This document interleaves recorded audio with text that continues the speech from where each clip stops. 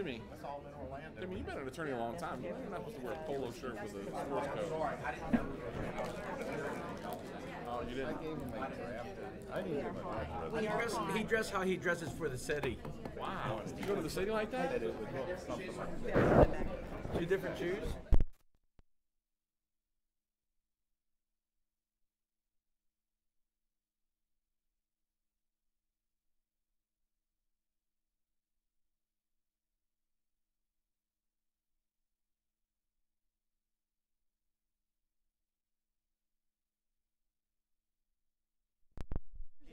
Well, I can talk about it. Shows what's I maintained got on an the email Okay, from map is a better Red Rock people. They've got a new lender. Actually, you might have to get Other When stuff. you're told me to be here Yeah. too. So anyway, stop before you leave. A couple of months we could be. Couple of months. Good afternoon, everyone. Welcome to the Planning and Zoning and DRC waiver request for this afternoon with the Marion County Board of County Commissioners. Today is March the 19th, 2019. I'm going to ask you all to stand with me for the Pledge of Allegiance.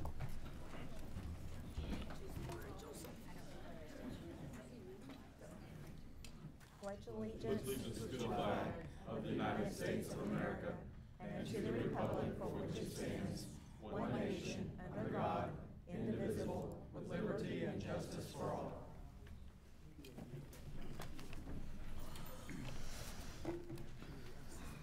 Thank you, everyone. And just a few housekeeping items if you've not been with us in the past. We ask that if you have any electronic device, that you turn it off or set it to vibrate at this time. If you need to have a conversation with anyone in the audience or on your device, I ask that you please take it outside of this auditorium. You will be able to hear the meeting out in the foyer, and once your conversation has concluded, we welcome you to return to the auditorium. When you come down to address the board, if you choose to do so, I ask that you please give your name and address for the record. There will be a set of lights, and they are located on each podium. When the light is green, you're being timed, and as your time continues to move forward to expire, you'll see it turn yellow, and then when it turns red, we ask that you conclude your comments immediately. With that, we will get started with our planning and zoning. And so I will turn this now over to our attorney who is celebrating his birthday today. So happy birthday again, Mr. Mentor. If you'll please give us some instructions for the afternoon. And Chairman, if we can note, we do need our roll call, please. Thank you for reminding me. I'm sorry, the other meeting threw me off. So Madam Clerk, could you please give us roll call? Chairman Stone. Here. Vice Chairman Moore. Here. Commissioner Bryant. Commissioner Gold. Here. Commissioner Zalek. Here. While we're with you, would you like to go ahead and give proof of publication for all that we'll be considering today? I have a proof of publication entitled Notice of Public Hearing to Close and Abandon Roads published in the Voice of South Marion on February 21st, 2019. I have a proof of publication of legal ad number A009498082 entitled Notice of Public Hearing to consider amend and restated development agreement for Freedom Crossing Northeast published in the Star Banner newspaper on March 8, 2019. I have a proof of publication of display ad entitled Notice of Change of Land Use, Marion County Comprehensive Plan, published in the Star Banner newspaper on January 28, 2019. And I have a final proof of publication of legal ad number A009498080 entitled Notice of Intention to Consider Adoption of an Ordinance, published in the Star Banner newspaper on March 5, 2019. Very good. Thank you so very much. And now, Mr. Mentor. All right. Madam Chair, I can't think of any place I'd rather be on my birthday. Well, we're glad you're with us today. Well, ladies and gentlemen, we've got three consent items, and so the consent items are matters that the board has not previously, or the Gross Services Department has not previously received any letters of objection. Mr. Risen will read off those three items in just a moment. If you're here and you have a question about any of these three consent agenda items, or if you have an objection, raise your hand when he reads them off, and we'll pull that item for individual consideration. If there's no questions or objections to any of those three items, those that have no objections, the board will make a motion to approve those as a single vote, and they'll be approved. If you're here on one of those three items, or any that the board approves, once the board passes that motion, you're free to leave. You don't have to stay around any longer because the item was approved. Again, if you raise your hand as to any of those items, we'll pull that for individual consideration. Then we've got 3 DRC waiver requests, and usually that's a matter simply between the individual applicant and the county commission and the county office of the county engineer or the utilities department typically. And then we get into the meat of the meeting, and that's our individual planning and zoning items. And these items have one land use amendment change. The rest are either special use permits or zoning applications. Well, we have a developer agreement amendment as well. For the land use change, that's a policy matter for the board that involves broad policy considerations, and so when you appear to speak to the land use amendment, you're free to talk about general issues of concern to the county, financial impacts of the project, the provision of infrastructure in the area, the compatibility of that land use with surrounding land use, but these are broad policy considerations. However, when we get into the zoning and special use permit applications, those are considered to be what they call quasi-judicial proceedings. That means the Board of County Commissioners kind of puts on a judicial hat and they act as a judge for zoning and special use permit cases. And so in those cases, the board is going to be considering your statements as evidence in deciding whether or not to grant with or without conditions or deny those applications. For the zoning and special use permit matters, it's important that you don't just come up here and say, well, I'm against it, or I don't like it, or I don't like the owner, or something like that, or even to say, sometimes people get up here and they turn back to the audience and say, let's have a show of hands. How many people are in favor of this? Well, you might as well save your time because that's totally irrelevant to the board's consideration. Just like if you were in court and you were on trial for armed robbery, you know, the prosecutor wouldn't look into the audience and say, how many people are in favor of finding him guilty?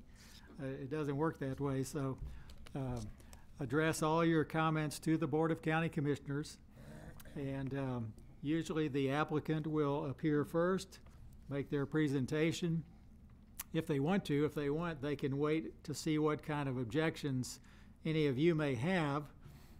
Again, you address your questions and objections to the board, then we give the applicant the opportunity to come back up, and they will respond to as many of your objections or questions as they can, but the members of the audience only get one bite at the apple, so to speak, as far as your statements. So make your time count. I'll give you a hint. Sometimes we get people that get up here and say, well, you know, I didn't get notice, and or not too many people got notice, and they waste half of their time talking about whether they got noticed or not, instead of talking about what's their real concern. So spend your efforts on what your real concern is, and with that, I'll turn it over to the chair again. Thank you again, Mr. Mentor.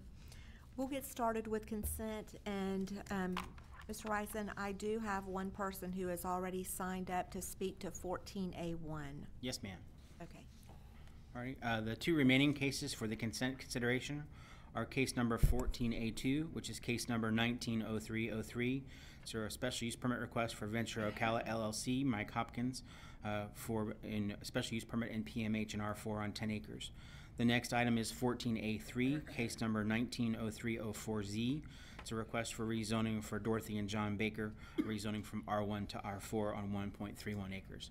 And those two applications have been recommended by approval by staff, the Planning and Zoning Commission, and there's been no written opposition or anyone has signed up for speaking.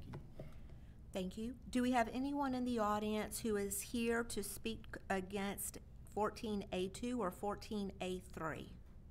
If so, I ask you to please come forward. Make a motion to move 14A2 and 14A3. Second.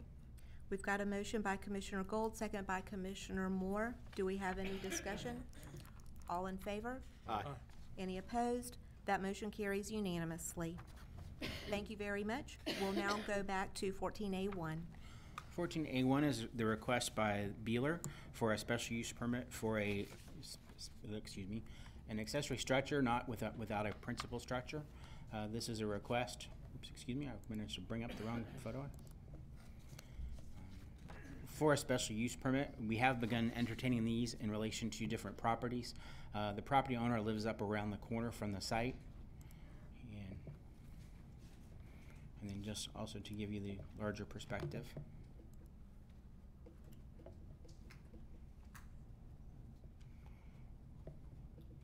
This is the principal structure for the property with this accessory structure located here. Where did it go? And staff is recommending approval of their request for the, the primary structure, and this is the accessory structure, I apologize. Staff is recommending approval. They're looking for a pole barn that would be utilized for storing some of their goods and materials. Staff is recommending conditional approval for the request with a series of conditions. That it be provided for that it's an accessory building not to exceed 23 by 40 with no outdoor storage of the vehicles. And then any security lighting would need to be shielded, which is a requirement for most of our zoning categories. The special use permit would run with the owner and not with the property. And then the special use permit does expire, but then they would be able to seek a renewal later on time if there's no issues or problems. And then the special use permit does not preclude uses that would be allowed ordinarily on that property. So if they did end up building a residence on that property, then it would just become an accessory structure to that principal residence, for instance. Very good. Do we have the applicant present with us today? If you'd like to come down. That's fine. Good afternoon, Mr. Beeler. James R. Beeler Jr., 15135 Northeast 242nd Avenue, Salt Springs. And I'd kind of like to wait until I hear Sure. what the problem is. That'll be just fine. Thank you. Thank you for being with us. With that, I will ask Sheila Anderson to please come forward. And if we have anyone else in the audience to speak on this property, I'll ask that you prepare yourself to come forward after Ms. Anderson. First, happy birthday, Mr. Minter. I have some questions. One is I could barely hear staff explain what the use of the accessory structure would be, and when and why the permit to build an accessory structure would expire. So might we have clarification on those 2 points? Yes, ma'am. Do you have any other questions on that? I do, Okay. but first I'd like to know what he says before I continue. Mr. Risen, go ahead since you've already covered that. Okay, the request is for the accessory structure is a proposed pole barn for storing some equipment underneath the pole barn. And that's required because they don't have a residence on that property. The residence is on an adjoining off-site property. And so in order to do that, they need the special use permit to provide for the accessory storage to the residence. And this kind of links the residence and this property together so that if it is sold, then the special use permit would terminate. All right, so if I understand correctly, on the sale of the residential, the primary structure, the permit would expire. If they sell If it's that sold. property, then the special use permit will not go with the new owner. Okay. I approve of that condition. Is there a permit pulled for this structure already, subject to the decision today, or is that still open? That would be still open at this point. We are under the impression that it has been an existing structure and they're trying to resolve an issue with the property. Well, my not next totally familiar with question this is, one. what is the nature of the equipment that's being stored? Before you answer, let me clarify for the record.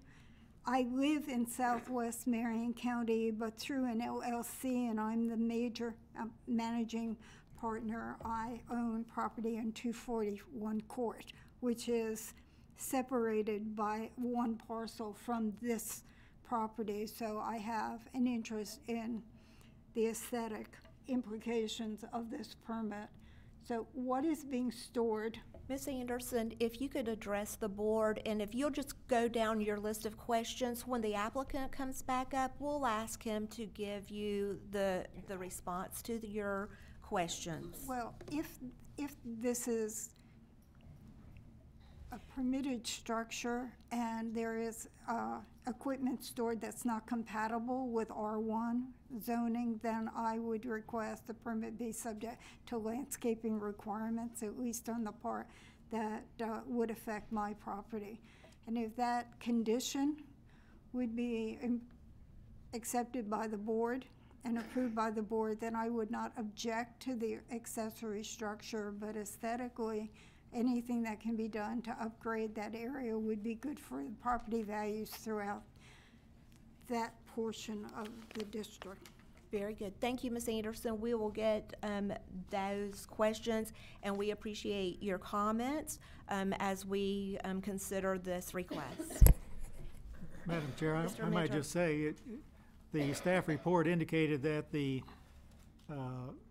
structure had been primarily used, it's been in existence for 15 years, and it's been primarily used for the storage of the applicant's boat.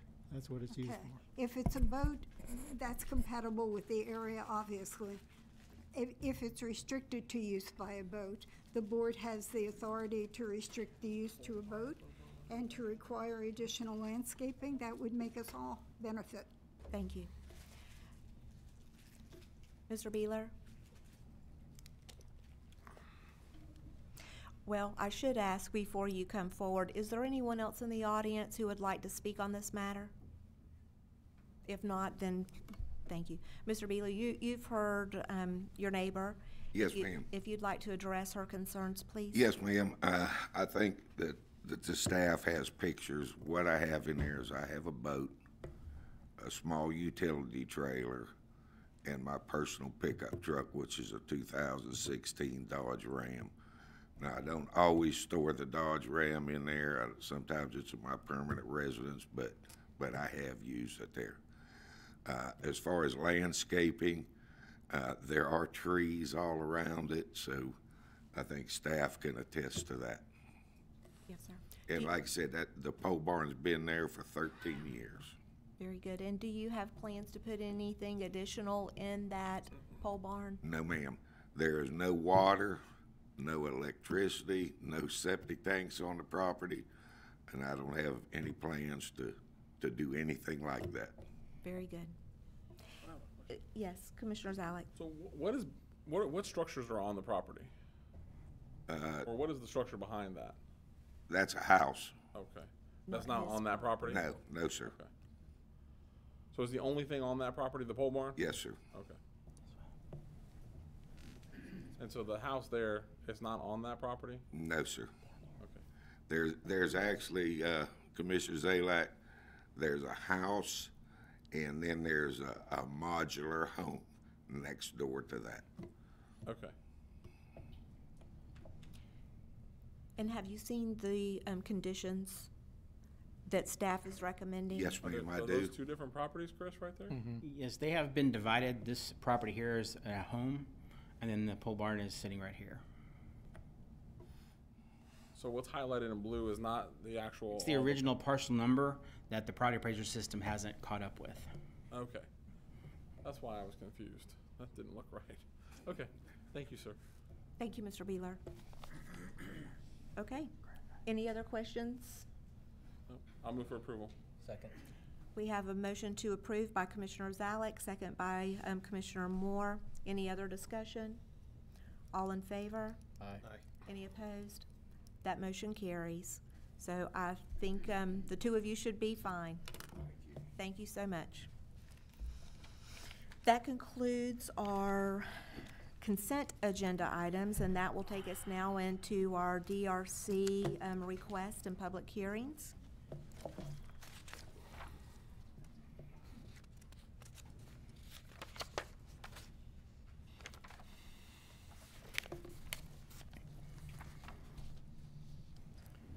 And our first item this afternoon for the DRC items is a public hearing for the resolution to close a road within the Stonecrest development. It's actually within their Phase 4 partial replat. And this is an area which is at the northern end of the Stonecrest frontage along Highway 441 in front of the Stonecrest residential development, which is in the rear. The applicant's requesting to go ahead and close the road, which is part of a replat area at the northern end. Which you can see the general image here on the location map.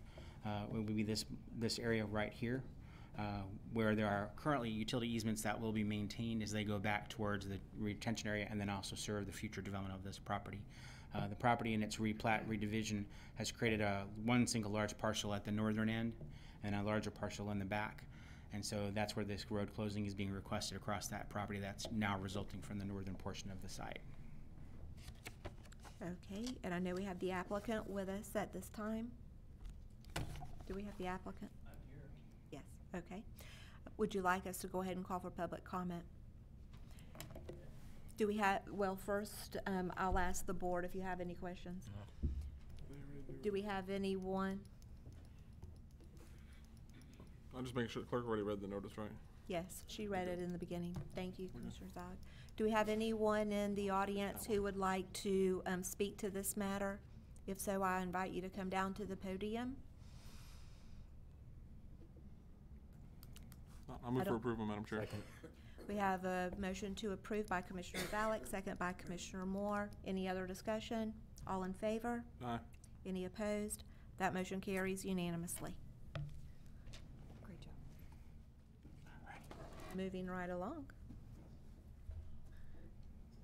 Our next item is a request to uphold DRC's denial of a waiver for a request to the Land Development Code regarding the establishment of a municipal services benefit unit for the Deer Path North subdivision development, which is currently concluding and preparing to go into final plat.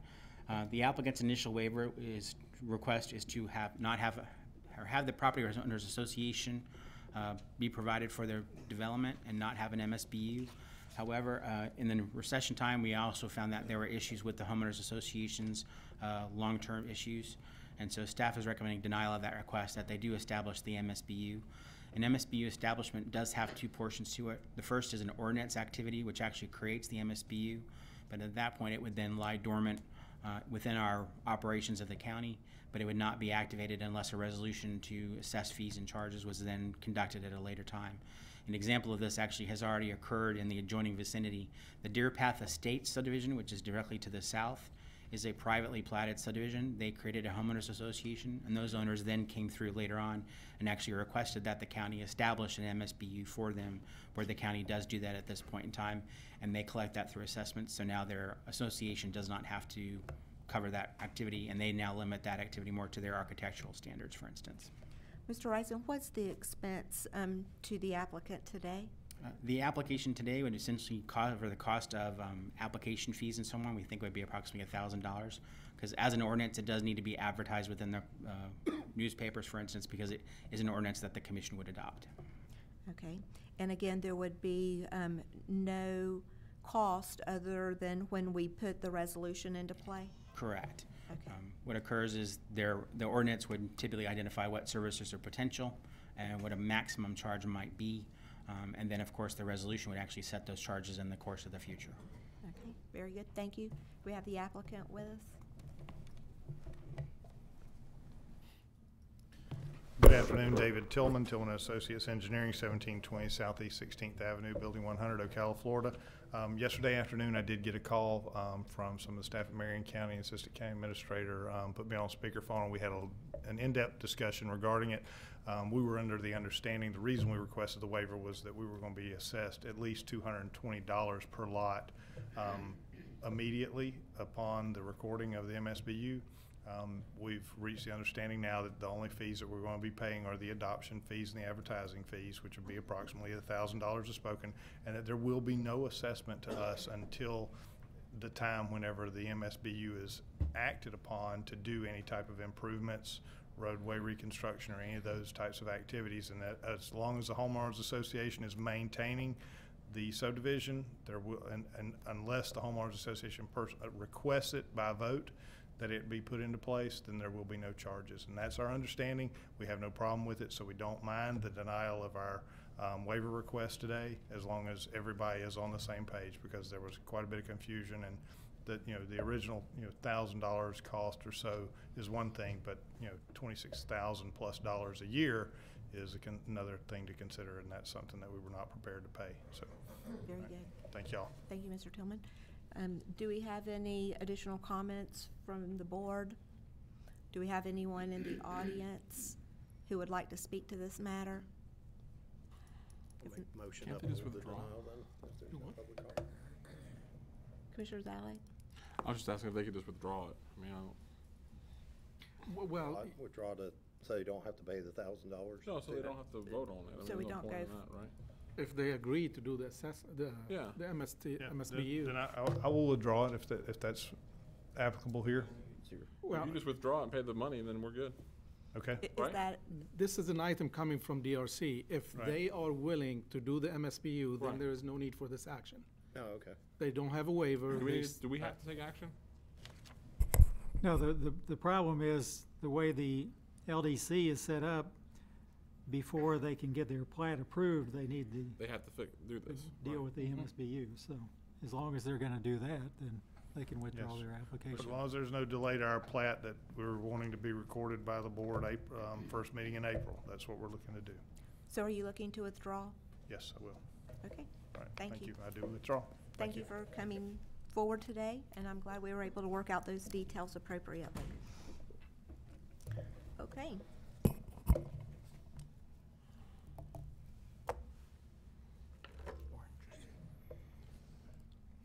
Our next item is a request to uphold DRC's conditional approval regarding waiver requests related to water connection and wastewater connection for a series of new single-family residential lots for Lori Bush properties, which are along Highway 42 in the Pinehurst subdivision. They're lots 47, 48, and 49.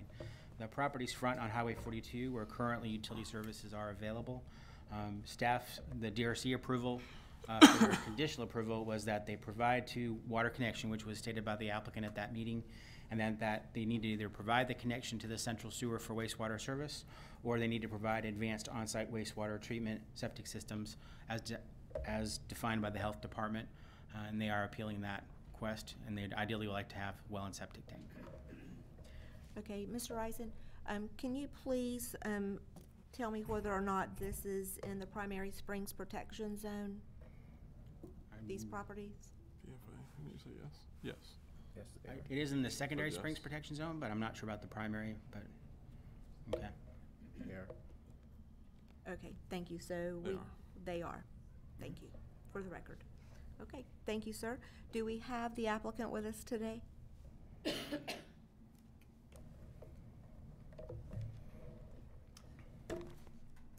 Good afternoon. Brad Bush, 772 Southeast 36th Lane, Ocala. Good afternoon, Mr. Bush. I've got, Okay, sure, and we'll need to make sure the clerk gets it as well.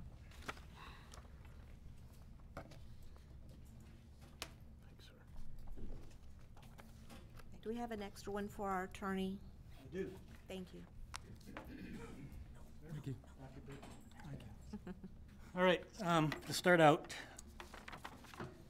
I just want to be clear, this property, or these 3 lots, they are not in the primary springs protection zone or the primary focus area.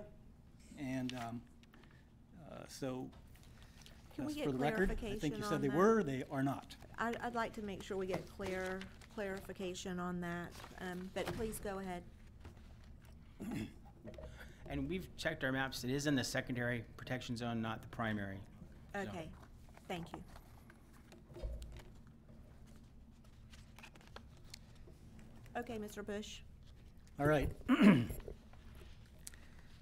I know you've heard a lot of these waiver requests, and I think you're probably going to hear a lot more.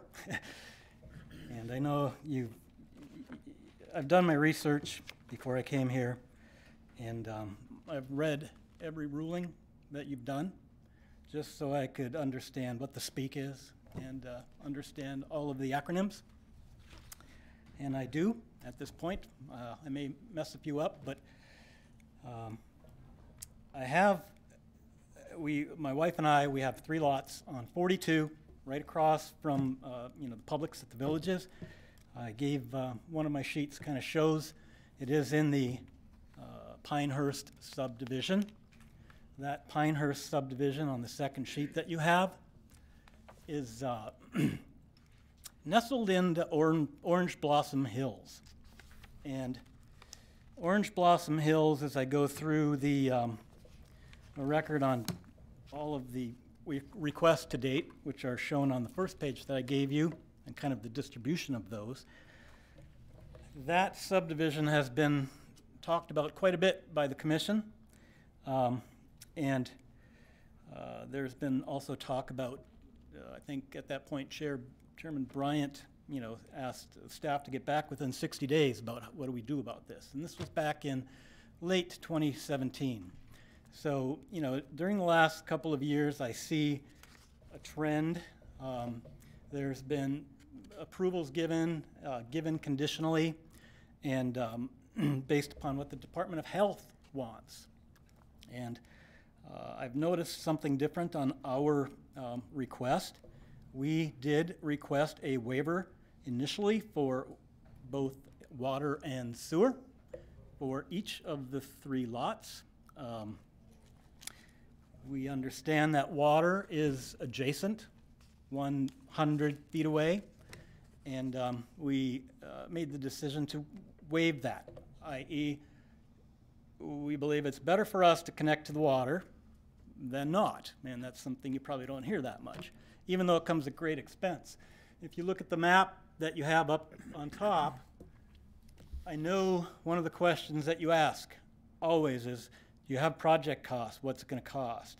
And going through the project costs on the 33 items you've heard regarding sewer, not necessarily water, just sewer only, which are shown on that map, costs are all over the place. It's really hard to pin down costs. It's gotten to the point where you've asked staff to kind of get some reference costs. And I think it was Mr. Russell at that point in time came back and said, it's really difficult for these guys to get costs. They're getting contractor costs. No contractor really wants to do these small jobs, especially now when it comes to the point of my particular request for waiver. And that is, we would be required to bore underneath Highway 42, and that is 6 lanes at that point.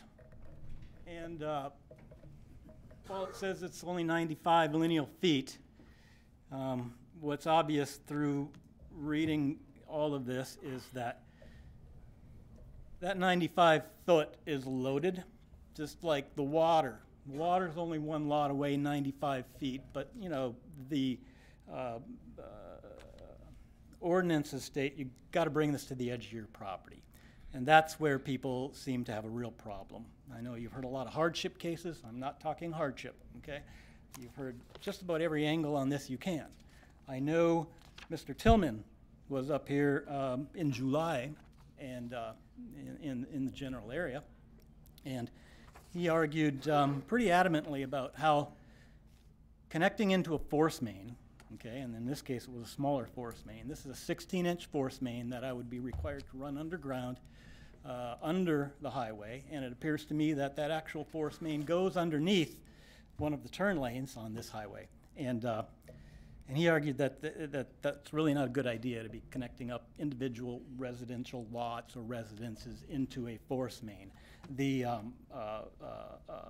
things that go along with that, with cost, obviously you've heard it all: blow-up valves, pump stations for each lot. I mean, it's just not economically feasible, or the maintenance for Marion County is been raised in question by Tillman, Moorhead, I think Miles Anderson also, and you've granted several waivers.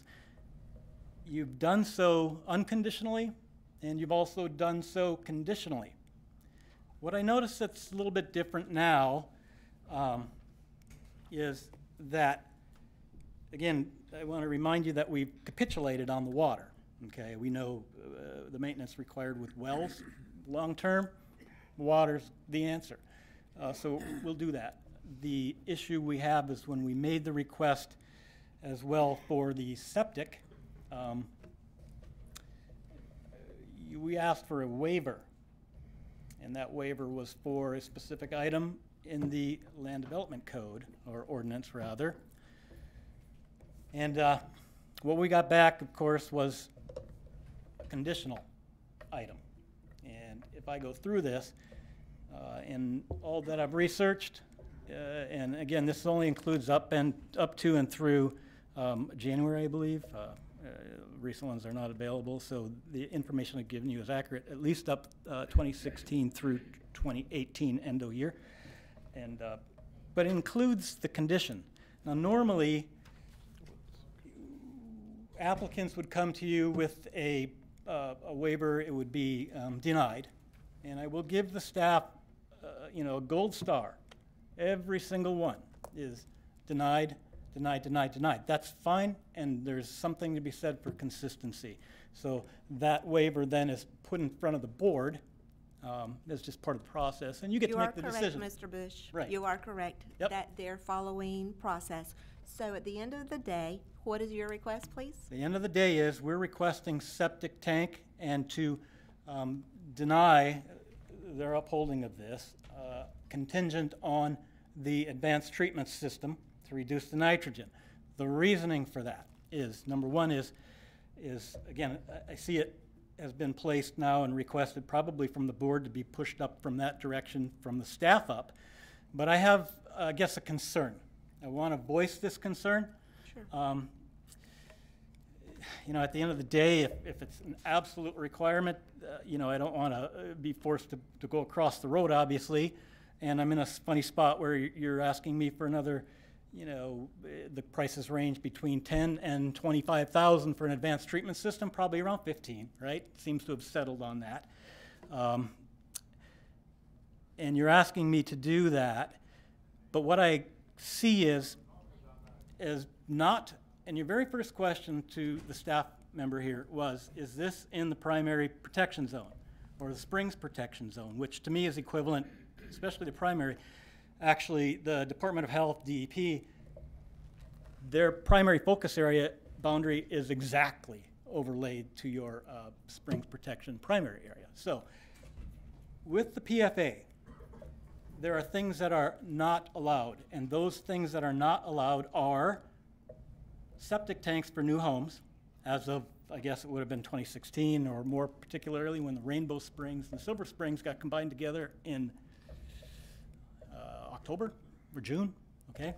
So but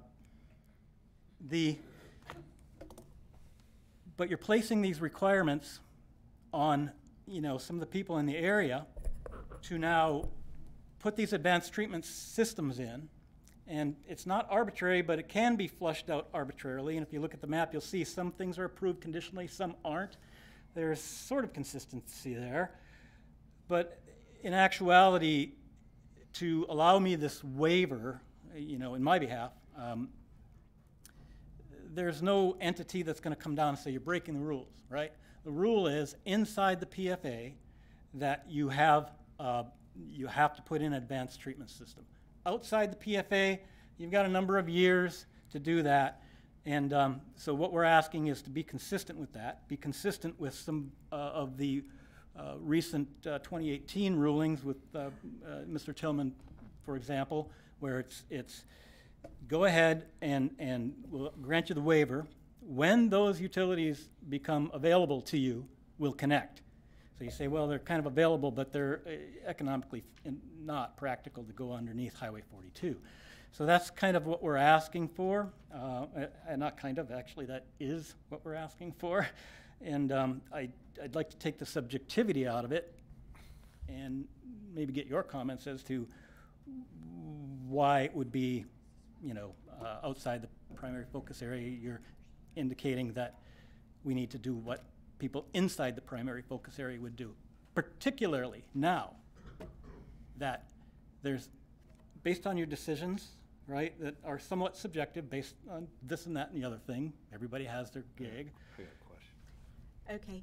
Inside of the primary focus area. Yeah, so I just want to find out what you want. Inside of the Just tell primary me what focus you want. area, yeah, they are. I'm being very patient. Inside of the primary focus area, they are giving, or the state is giving $10,000. So if you're forcing me to put in an advanced treatment system, I'm outside of that PFA, so I don't qualify for that money. So in certain cases, if you happen to be inside the protected area, you get money. If you happen to be outside, you don't. I would like the waiver so I can put in a regular septic tank at this point in time consistent with what's in Orange Blossom Hills and Pinehurst. And then when those utilities become available, we'll connect up as required. Again, we capitulated on the water. Okay, so did you get your answer? I think so, Madam Chair. I'll go ahead and make that motion to waive the requirement and for him to hook up with a standard system until the utilities become available.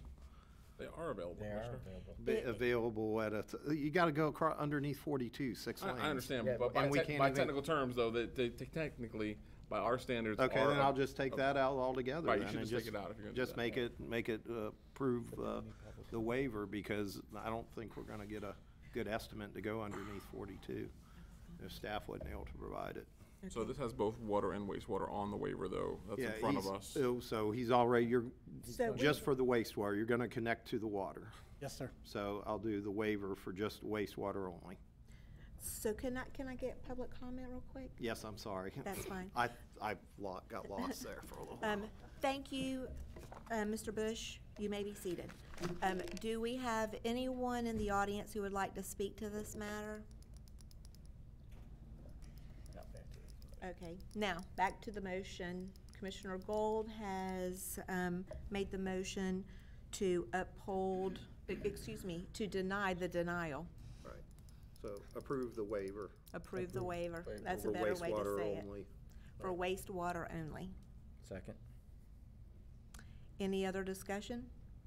I will say we are saving a substantial amount of money by not making them drill under 42. Yes. The least we can do is make them go to advanced treatment, but that's just my opinion.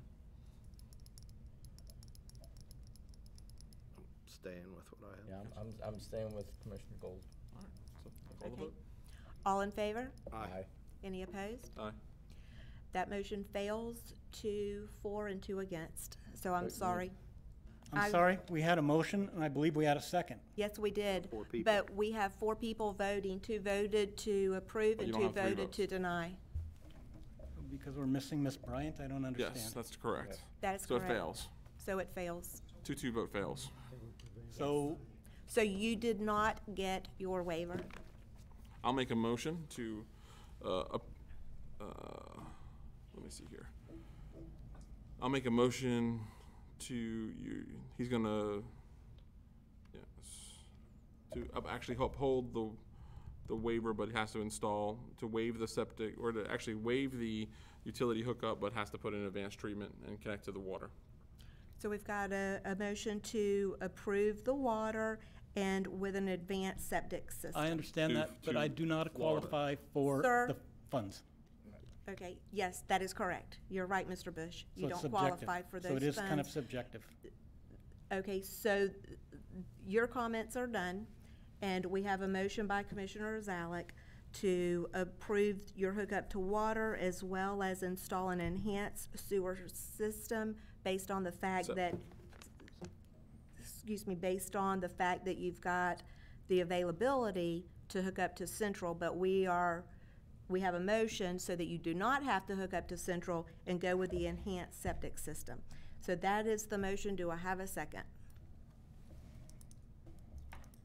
Well, let me discuss this for a second then before I do it, I because need a second for you if you'll, that doesn't mean you have to vote for it, but. Or you could pass the I mean, gavel. you're not gonna get anything except Okay. for underneath the highway if I don't second it. Okay. Generally, since it's Second. opened up to discussion again, Second the motion. No. No, it does not. Mr. Bush. Your comments are done, actually, Your time sir. is over. Okay. Please sit down. Second. So we've got a second by Commissioner Gold. Okay, so now discussion. All right, is there any idea, maybe Commissioner Zalik or staff can know, how much would it cost to run a line underneath that ground? Just a base? Oh, forget about it. Anybody, even if anything, It's gonna be a lot. Yeah, let Jody testify. David Tillman's walking. Yeah, but let Jody do it. Mr. Kirkman, if you'll just identify yourself. Jody Kirkman, Environmental Services Director. Again, good afternoon. For this, again, I'm not sure of the size. I would assume a 4-inch if we're just talking to the 3 lots. Something like this, I heard quoted 95 to 100 feet. You're probably in that 20 to 25,000 range, the directional bore. And I know David's back here, and he might be able to correct me on that, but that's probably ballpark. then plus the hookup and everything else? And then would that be for all 3 lots or for each? That's correct. You'd basically bring like a 4-inch, and then it would manifold for the 3 lots into that one crossing. So So the- when you kind of look at advanced systems, it kind of even makes sense to even look at this, to make that connection versus putting 3 independent advanced systems. So that's why we kind of left the option to either make the connection or go advanced. You know, what made more financial sense to the property owner. Then my other question, Go ahead. okay? My other question is then if the advanced systems, each one would be 15,000 plus possibly each, and that's 3 lots, so that'd be 45,000, right? At 15, you're probably running in that 10 to 15 range, putting those systems in. So yeah, economically, it's kind of weighs itself out. So even with Commissioner Zalik's motion, he would still have the option of going for the hookup if it was cheaper, so that would be better. That is correct. Yep. And I've heard as low as $7,000-8,000 on the advanced septic tank. So, Yeah. but everybody's got a different process. So. And that's just, I mean, my opinion on why I'm doing, I mean, we're obviously didn't approve the other for the standards, so I'm just trying to do the best for what will work out, so I'll maintain this. Okay. Second, and I don't mind if Mr. Tillman has some information on there. I know that he's worked it too, if you don't mind me asking him No, really not quick at on all. that. Mr. Tillman? But it's a force main. So the problem with that is it's going to be It's a a whole lot 16-inch more than even what Jody said, because they got to put a grinder pump and everything else on every individual lot. So even though you get the system there, you still have to do a lot of other work. Yes. It's not just hooking up lines. Correct. This is one of the regions that we actually looked at for doing the low pressure Right. system at one point in time. And this is an area that I feel like in the future there will be centralized sewer brought into this region to treat and to connect those septic tanks. Certainly, one of the things that I've felt that has been done in the past is require the advanced treatment, but the advanced treatment, there's different levels of advanced treatment. And so if you take them to that higher level of advanced treatment, the septic systems are considerably more costly. I don't remember the break point of off the top of my head. I do my research before I come in when I'm going to speak on one of these matters, and I haven't. But the FujiClean system that we looked at runs somewhere between $5,000 to $8,000 additional in cost above a traditional septic tank. Those aren't the 10 milligram or 15 milligram per liter Right. systems. But they meet They're DOH just below there, standards. but they meet the Department of Health standards. Right. So if those are the ones that, if you are going to require one, you should require one down at that level, not the very top advanced, enhanced Yep. treatment type systems, and that way you limit the cost to him. Or if you go with the traditional septic tank, just say whenever an alternative connection besides the force main is available, he has to connect to that system. And so, I mean, to me, But those yeah, are the two best staff options. already to had, go. I think, put in the notes there was just to match DOH standards. Okay, all right, Thank thank you. y'all. Thank you, Mr. Tillman, for sharing that. So the motion, again, stands to match the DOH standards, and we've got a second. Do we have any further discussion? All in favor? Aye. Any opposed? So we have Commissioner Zalek, Gold, and Stone approving, and with Commissioner Moore dissenting. I think you did that originally. So, okay, thank you. Thank you, Mr. Bush. Next on our agenda items, 14B, no, 14C1. Our next request related to the Freedom Crossings development, which consists of a commercial area along 60th Avenue and 95th Street, and then a residential PUD, which is also being processed as well. That will be item 14C2 for reference. That would accompany this developer's agreement proposal, which is item 14C1. The initial request here is to amend the developer's agreement, which is currently in place for the project, to revise the developer's agreement regarding the overall development. For the agreement itself, staff is recommending approval of the request. It does maintain the prohibition for access to 90th Street, which is the future right-of-way along the north side of the property site. And then also does revise the buffer requirements and references back to the plan unit development project and their master plan in that respect. And then there is a reference to buffering being provided on the commercial portion of the site against the commercial area, allowing that reference over onto that property. There is a concern, however, that planning and zoning staff does have within regards to a setback easement proposal in the agreement. This is ordinarily something which is addressed through Marion County's records in our either as a variance or in a plan unit development application.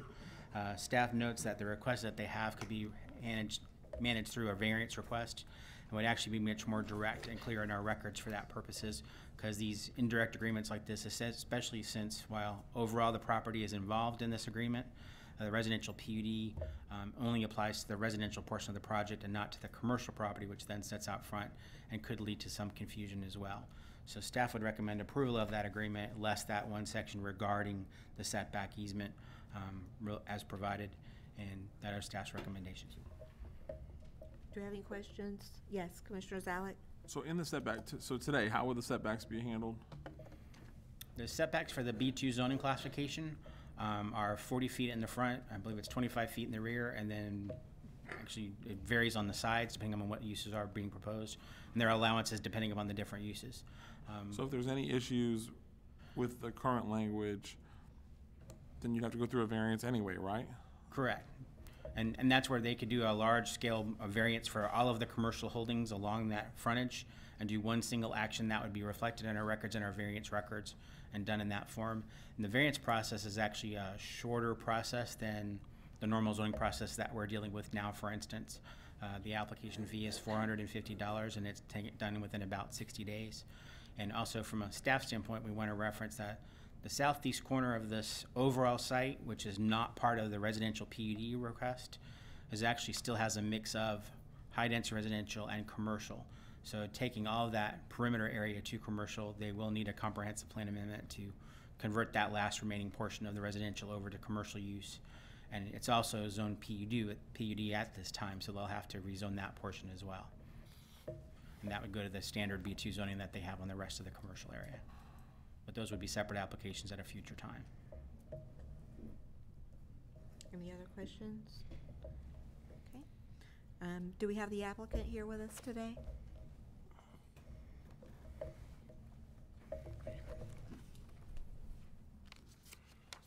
Good afternoon, David Tillman, Tillman Associates Engineering, 1720 Southeast 16th Avenue, Building 100, Ocala, Florida. One of the things that we were looking at whenever we were doing the design was trying to lay it out to where the commercial out front and the residential behind there would work cohesively together. And so we've lined that outside edge primarily with water retention areas adjacent to where the commercial would be. And that's the reason we felt like this was a good fit to modify the setbacks within the developer's agreement as well as within the PUD master plan. We're providing for that buffer within the DRA for the separation, and we don't have any objections. Certainly it'll have to be an easement, I guess, that we will have to grant. Armstrongs will have to grant back to the Rudianis through this agreement, but I know that we certainly are willing to do that.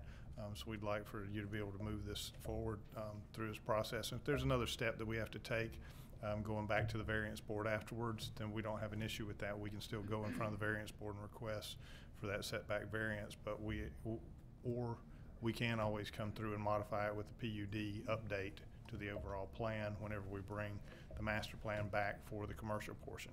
So I think it can be taken care of in either way whenever So you're that's fine done. if we move the agreement forward and get rid of the setbacks and just go through a variance I process would as rather, a whole? I would rather it be in there just so that it's known in the future whenever we do come back to the commercial that But it's gonna be more we've confusing if agreed we in do it this between the way. two. I mean, you realize that, right? You know you're making it harder. I always try to. Of course you do. Yeah, Yeah. so that's how it makes it. Never mind, Madam Chair, I'm sorry. No, go right ahead.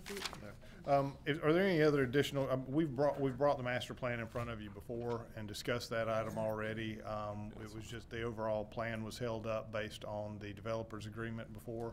So we're back in front of you again with the developer's agreement. If there's any additional questions, I'll sit down, see if there's any public comment that I can come up and address, and then if y'all have anything additional, I'll be happy to address it at that time as well.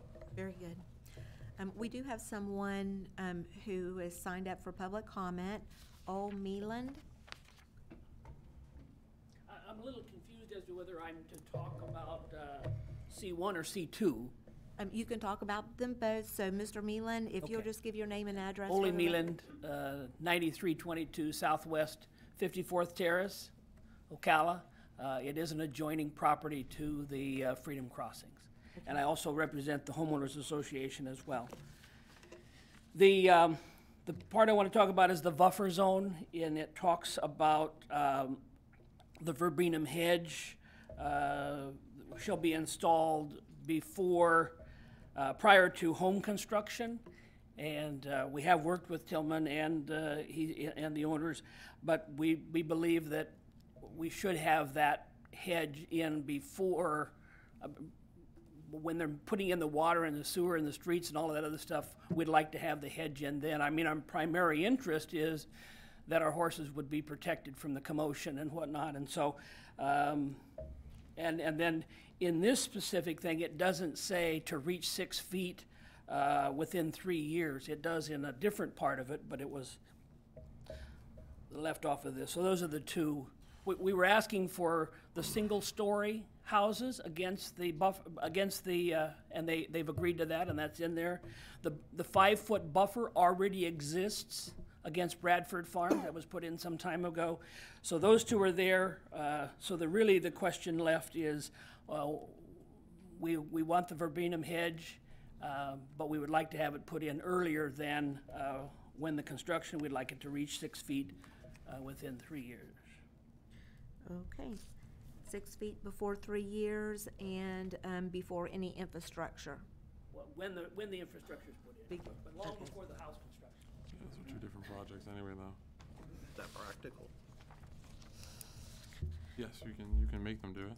Well, Whether it's practical or not, I don't know, you have to ask a builder. And for reference, that is actually one of staff's conditions, if you look at number 5 for the PUD itself.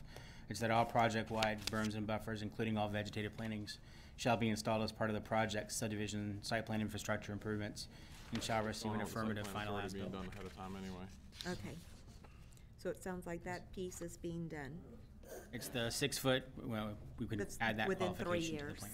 3 years. Well, that was in some, what was that It's in, in Chris? one piece, but not the It other. was in a buffer requirement somewhere, right? In one, but not the other.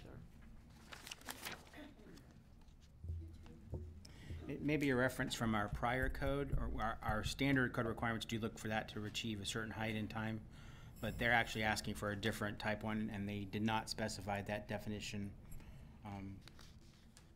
within this buffer type, where you can see that.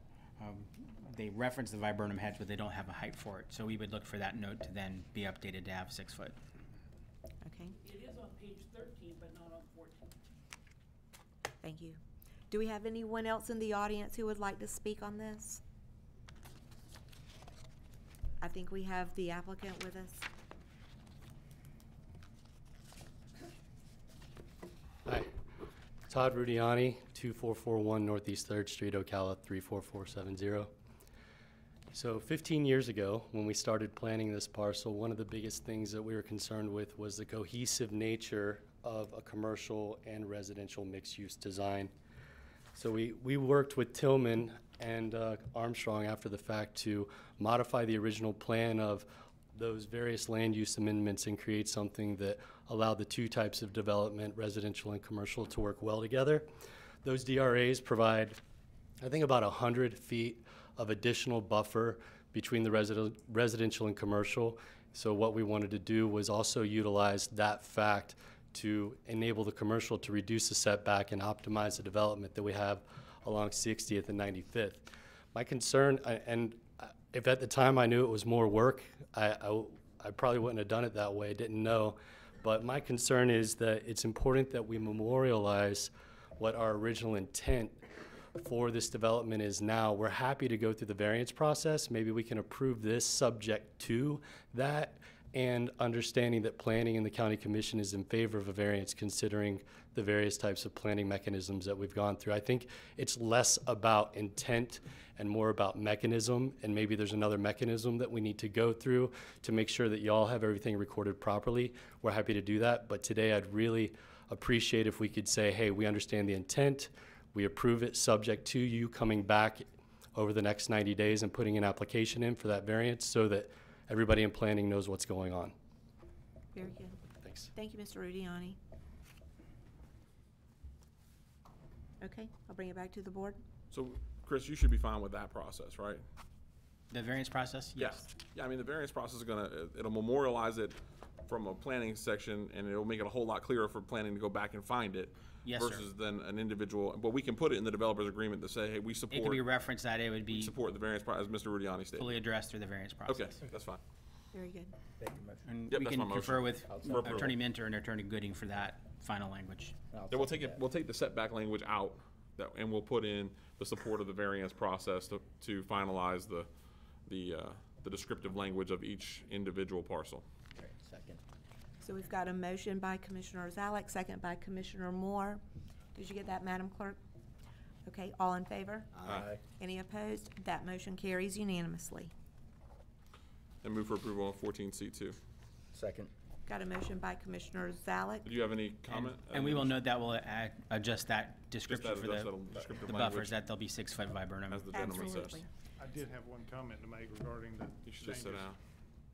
No, I mean, the only the house construction is when we wanted to put the viburnum hedge in, that way that there would be irrigation in place I know. at the time of putting the hedge in. The That language way it would already says survive. site work, so, I mean, you'll be finishing up site work right at the same time, right? Mine doesn't say that site work, so that's the reason Well, that's the reason it's confusing then. So under that buffer language, it says during the site plan. During the development Didn't see it from. At least that's what you read off to me, Chris, right? of number 5.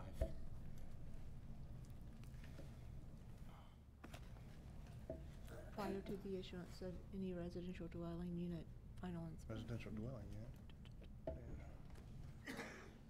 Prior to the issuance, okay. Yep, it does say that already in the condition, so I won't. I mean, if there's a big issue, we can talk about it, but But it just makes it where there's a survival of the planting material is much more, is much better if we do you it gotta with the make house sure it construction. survives. Pardon?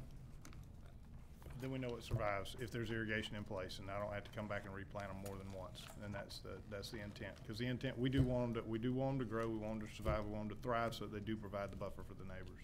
What's, So you will put them in before, so the buffer itself will be there, right? The berm. The berm's gonna get done during yes. site work, Yes, and then the plantings The occur at planting the will time occur- of the house construction.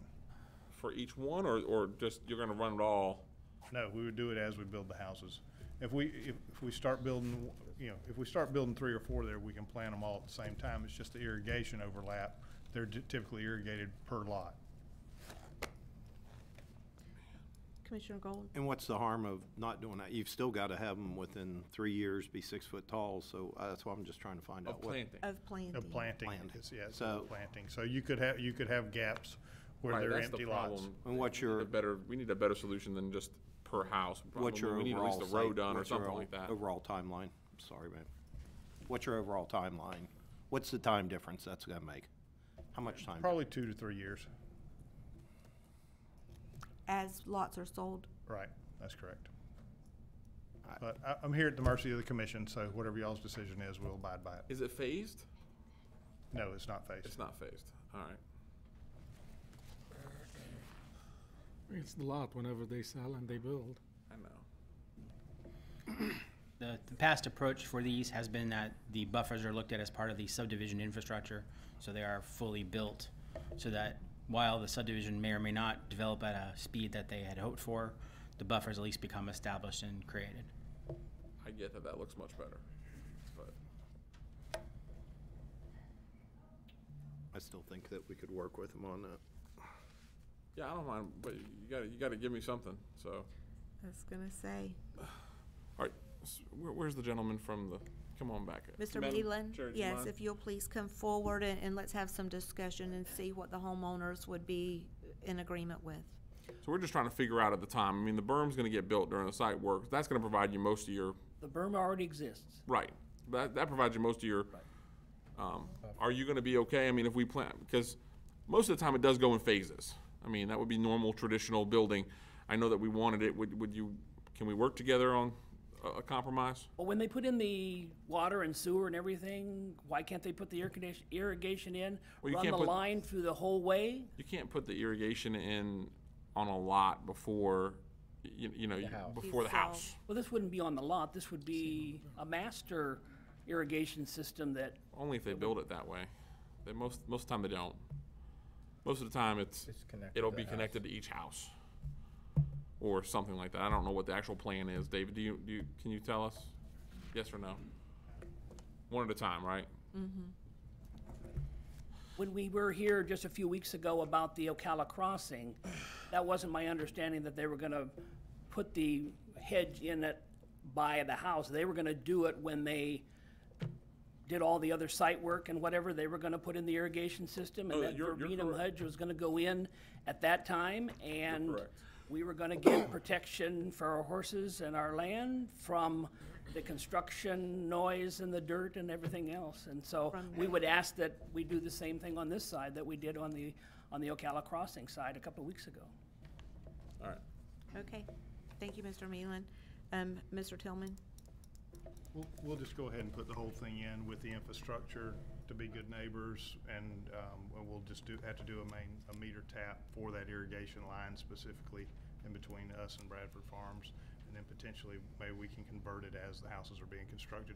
Okay. We won't make it easy. We don't want to be difficult with it. So, but that is typical, the construction methodology that occurs throughout Ocala. It's that way with the buffer systems. There's only been It's two that of way with them the since I've sidewalk been on the system. board that we've done in full Right. length like that, and it's because of the farms next door versus going next to a subdivision that has houses. It's a little more temperamental. All right, thank y'all. Thank you. So I'll move for approval. Second. Oh, you better hurry up. Mr. Meelan, if you'll come forward. There's and- also the buffer on the north side and the northwest side by the church and by Majestic Oaks. So he is going to do all the buffer in the very beginning as the infrastructure goes in. Okay, for not just Bradford Farms, but for Majestic Oaks and the church. Well, so now are you was speaking gonna on behalf of the church and on behalf of? I own I property mean, in Majestic Oaks as well. you're just like a land mogul over there, huh? Sorry. Land was cheap when I I don't was know there. I don't know that we agreed to the doing of the buffer that way on the Cole thing. Just the one. So just the one. It'll only be done on Bradford Farm Major side. interest, okay. Okay, so the farm It only side has to be over. done ahead of time on the one side. Especially with the church. So Chris, Okay, just make sure we note so, that. Yes, Okay. I have the motion by Commissioner Salek, second by Commissioner Moore to approve. I just didn't hear the vote. I apologize. We didn't vote. no. Oh, We didn't okay. vote yeah, yet. we I haven't apologize. voted, yeah, okay. took That's one the more only comment. reason why we took another comment, so, okay. So, all in favor? Aye. Any opposed? That motion carries unanimously. Okay, very Good good. neighbors. And that, thank you, Mr. Rudiani, for being a good neighbor.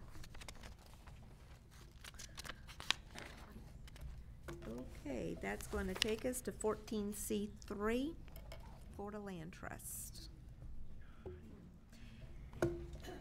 And I had someone sign up, Chris, but not, they marked through it. So just as an FYI. I believe they may have signed the wrong sheet then. Oh, okay. We'll still take public comment. I just thought I'd let you know. This request is the Baker property, which is a tract which is located surrounded by mobile home acres down adjoining the village's subdivision, PUD to their west. What occurs is the request is actually requesting R4 zoning, which is a similar zoning to what is surrounding it to the north, south, and east. West is the village's PUD, although a portion of that frontage along the village's project is an existing DRA. The applicant's requesting the R4 zoning and able to put manufactured homes on the property, which are similar to the surrounding areas. Staff is recommending approval of the request, although we do note that the property's land use designation is actually a low-density residential. So they would be limited to 1 dwelling unit per acre at a maximum density for the request. Their request has been prompted because they're looking to do standard manufactured homes. The residential estate zoning does not permit standard manufactured homes. It only requires site-built homes or manufactured buildings. However, the R4 zoning, what surrounds it, allows the standard manufactured homes. Yes, Commissioner Moore? Quick question, because back when the villages, first came out, it was, standard manufactured. Is that what they're intending to do here, is what the original villages was? Do you know down there in Lady Lake, that area where they had the... My understanding is those manufactured homes in the villages area, in the original historic area, would be qualified as manufactured homes, the standard, under the HUD standards. But they're not Florida looking like Building Code. single-wide mobile homes on this, correct? They haven't discussed that, but at this point, they are not required to. And in the R4 zoning, we do allow single-wide manufactured homes as a permitted activity.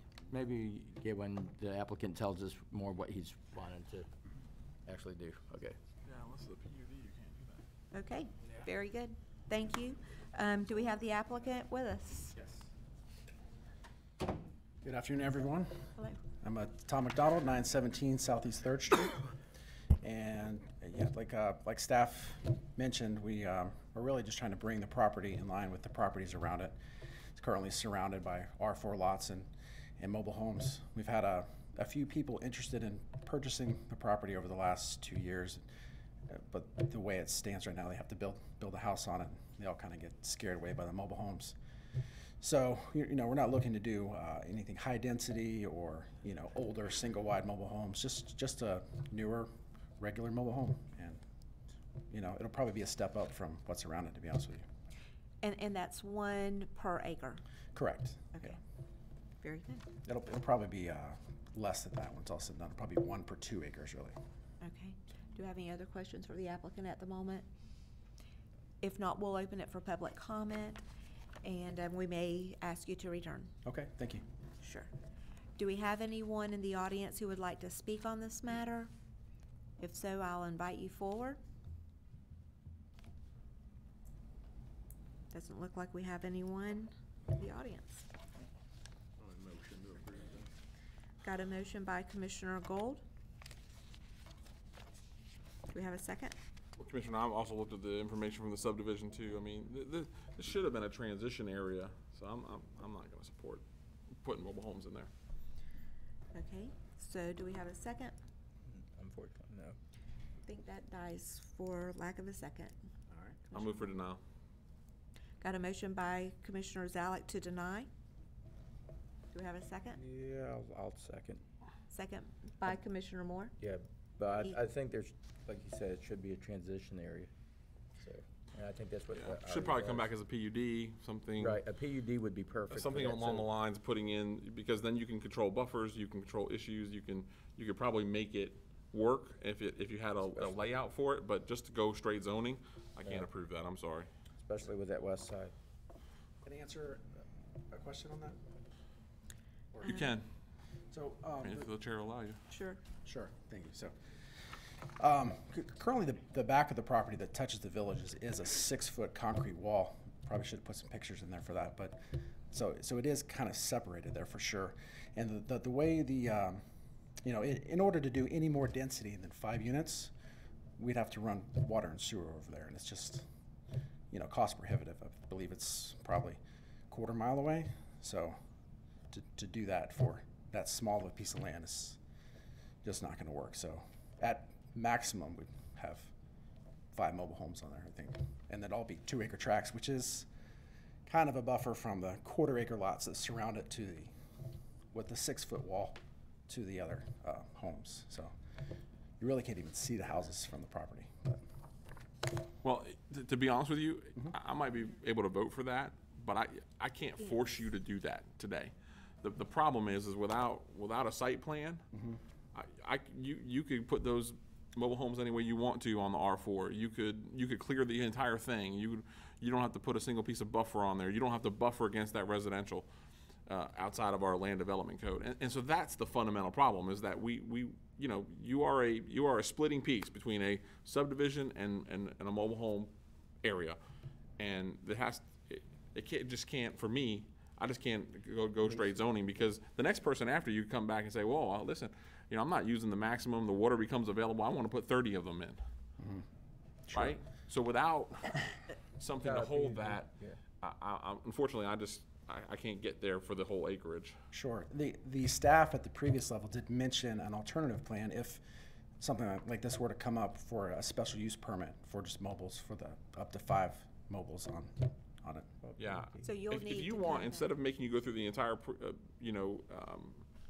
I don't know if we can work with staff. Munir, we'll send them back, and if they want to bring us back a site plan with a PUD on it, instead of just totally denying this process, so that takes you a year. Okay, one more question.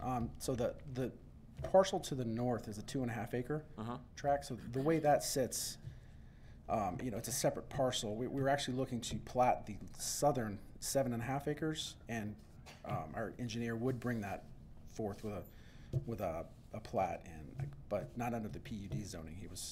We were just going to do just 1.5 acre, 1.7 acre tracts. If you want, I will change my motion from denial to a continuation for you to bring back a PUD. If not, then I'll stay with my current motion. Okay. It's up to you.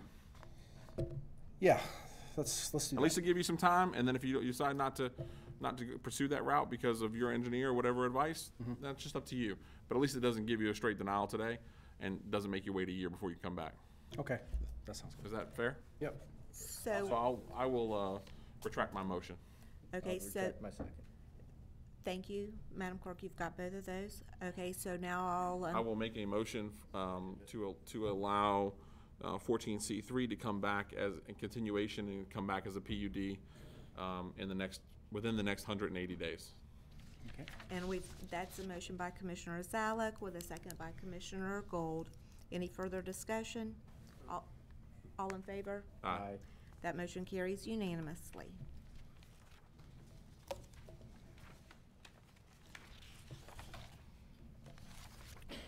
Okay. Mr. Eisen. Our next item is item 14C4, which is the NJH LLC Comprehensive Plan Amendment.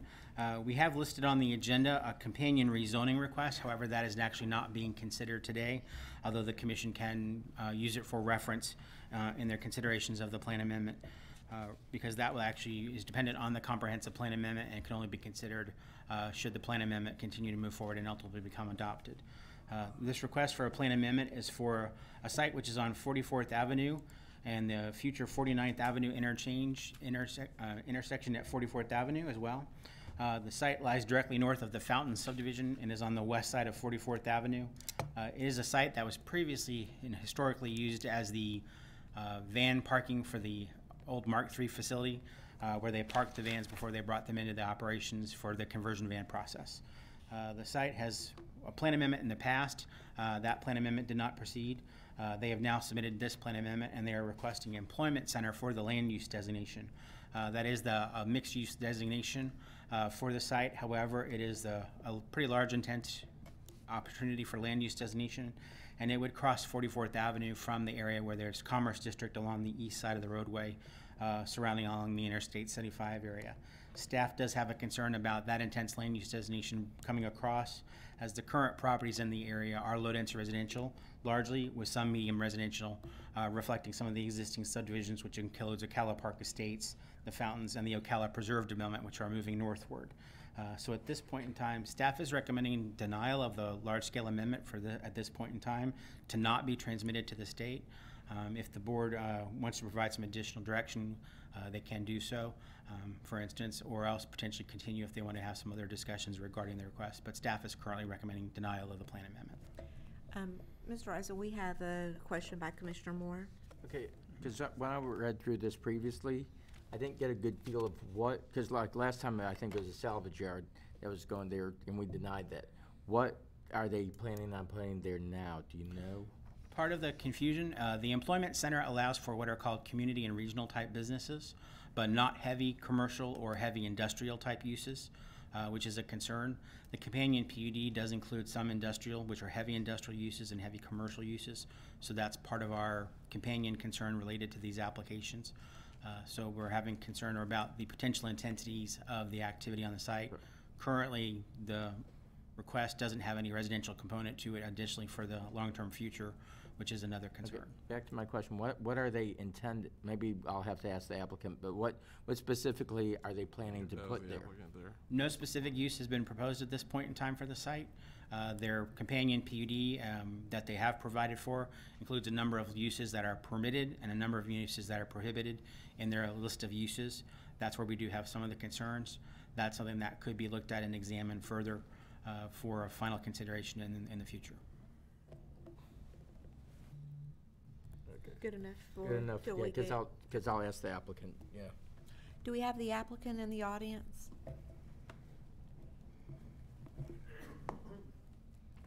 Mr. Tillman, you're getting your steps today. Yes, ma'am. Good afternoon, David Tillman, Tillman Associates Engineering, as same address as previously stated. The application is for employment center for the land use, and as he stated, originally we came in and we requested just straight B2, and they asked that we would come in with a PUD. So what I did for the PUD is I actually went back in the archives for a PUD that we had done some years ago for Marco Polo out near Summer Glen. And Summer Glen, I guess, is about 900 residents out there. I forget the number. It's a pretty large retirement community. We went to the code and we gave the code to them of all the uses from the Bs all the way up to the Ms, and we handed it to them and said, mark out what you don't want. And so it went through a pretty intense vetting process with all these retirees, had plenty of time on their hands to go through and mark through everything they didn't want. We went through 5 iterations of that. Every time we marked some of them off, we came back in front of a board and they said, well, we'd like to look at it one more time. We'd like to have these taken out. So we went back and we took some more out, and we took some more out, and we took some more out. And now it's been in front of your staff, and staff now wants to take a few more out. So we're working through that process with them to potentially limit a few more of the uses. One of the things that I didn't have here in our PUD as the uses was residential. We weren't trying to go as intense as Commerce District. We were looking for employment center, and that's the reason we pulled out a lot of what we considered to be the most intense uses. And I went so far as I handed this to one of the ladies that works in my office, and I said, hey, if you had a piece of property like this next door to you, I want you to take this list and go through and mark out everything. And I took the labels off of the prohibited versus the allowable, so she didn't know what she was marking. And she pretty much marked all the prohibited uses we already had in our list, and she had like 2 more in the proposed list. And so I moved those over as well into the prohibited uses. Felt like we had put together a pretty good list of things that won't be too obtrusive to the next door neighbors. We are across the street from them. The Commerce District Employment Center type land uses are across the street from them on the other side of the road, 44th. And but we wanted to add the residential back in. The reason we wanted to add the residential back in is we did talk to one of the neighbors, Tim Connor. At the planning and zoning hearing, I did reach out and say, hey, I'm willing to sit down with anyone here to talk about this, to see how we can shape and form this thing to work better within the community. Mr. Connor did reach out to us, and Mr. Vandeven sat down with him today and talked a little bit about residential components being a good use potentially on the back part of this project. So we do want to add that back into our PUD as a potential to have some residential uses on there.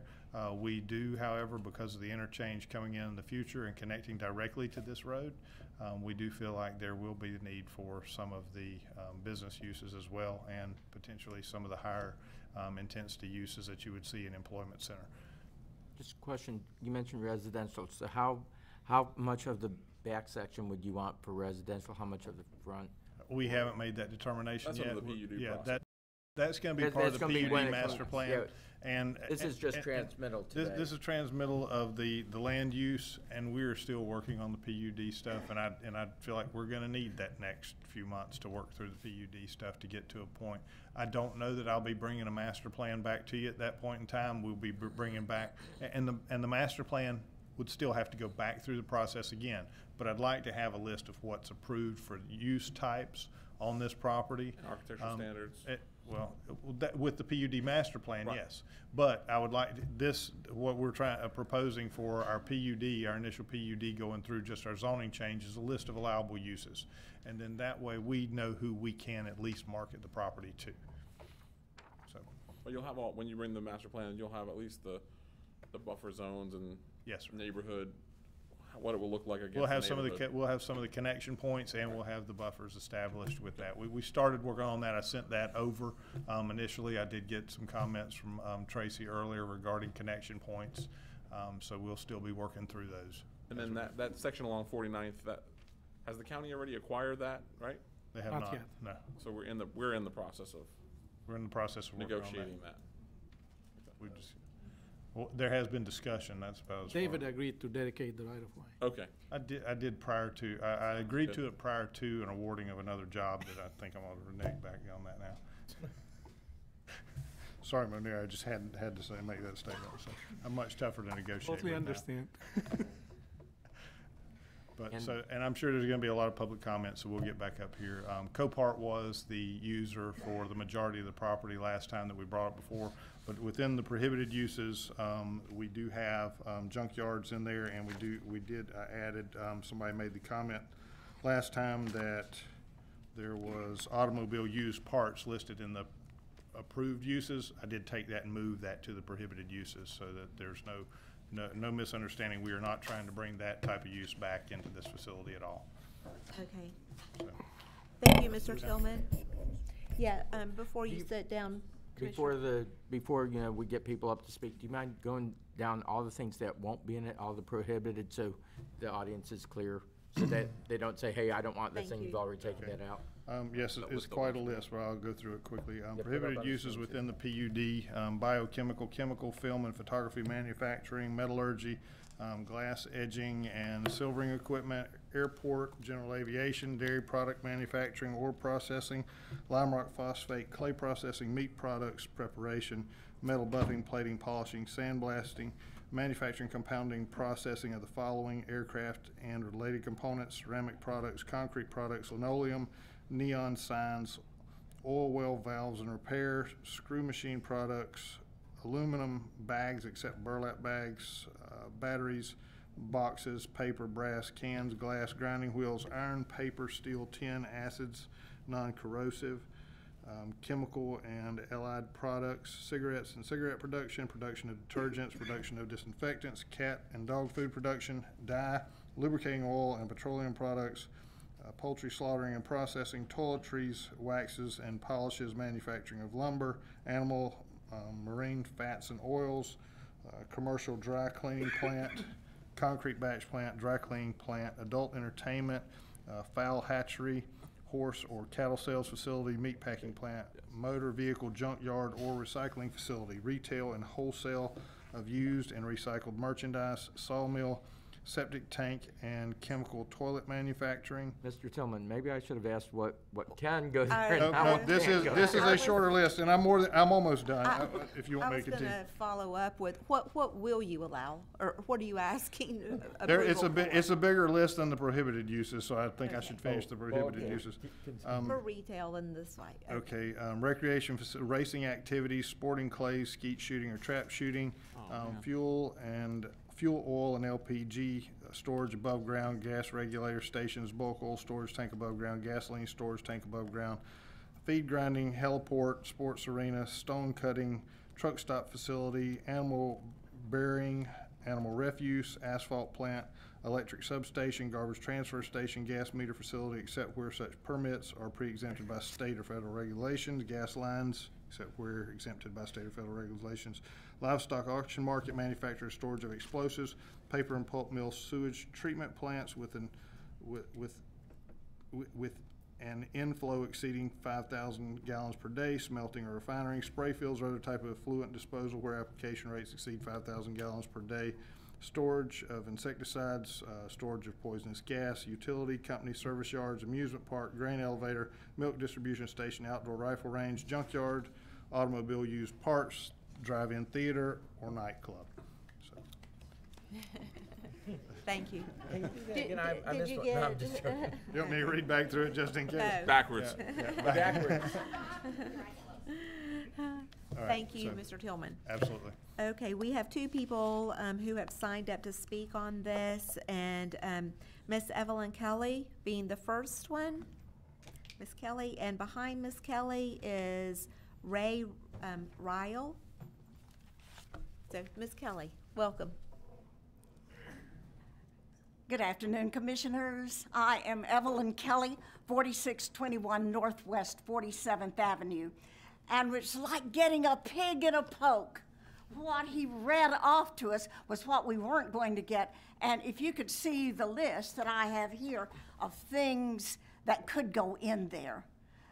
What we don't want is just to have something there. What we would like to ask you is to deny this zoning, because the changes that they are recommending are not in keeping with our community. And we would like to find out something that he has in mind. If he can come to us with some type of specific description or some type of description that he is thinking about, then we would be happy to talk with him, because we are reasonable people.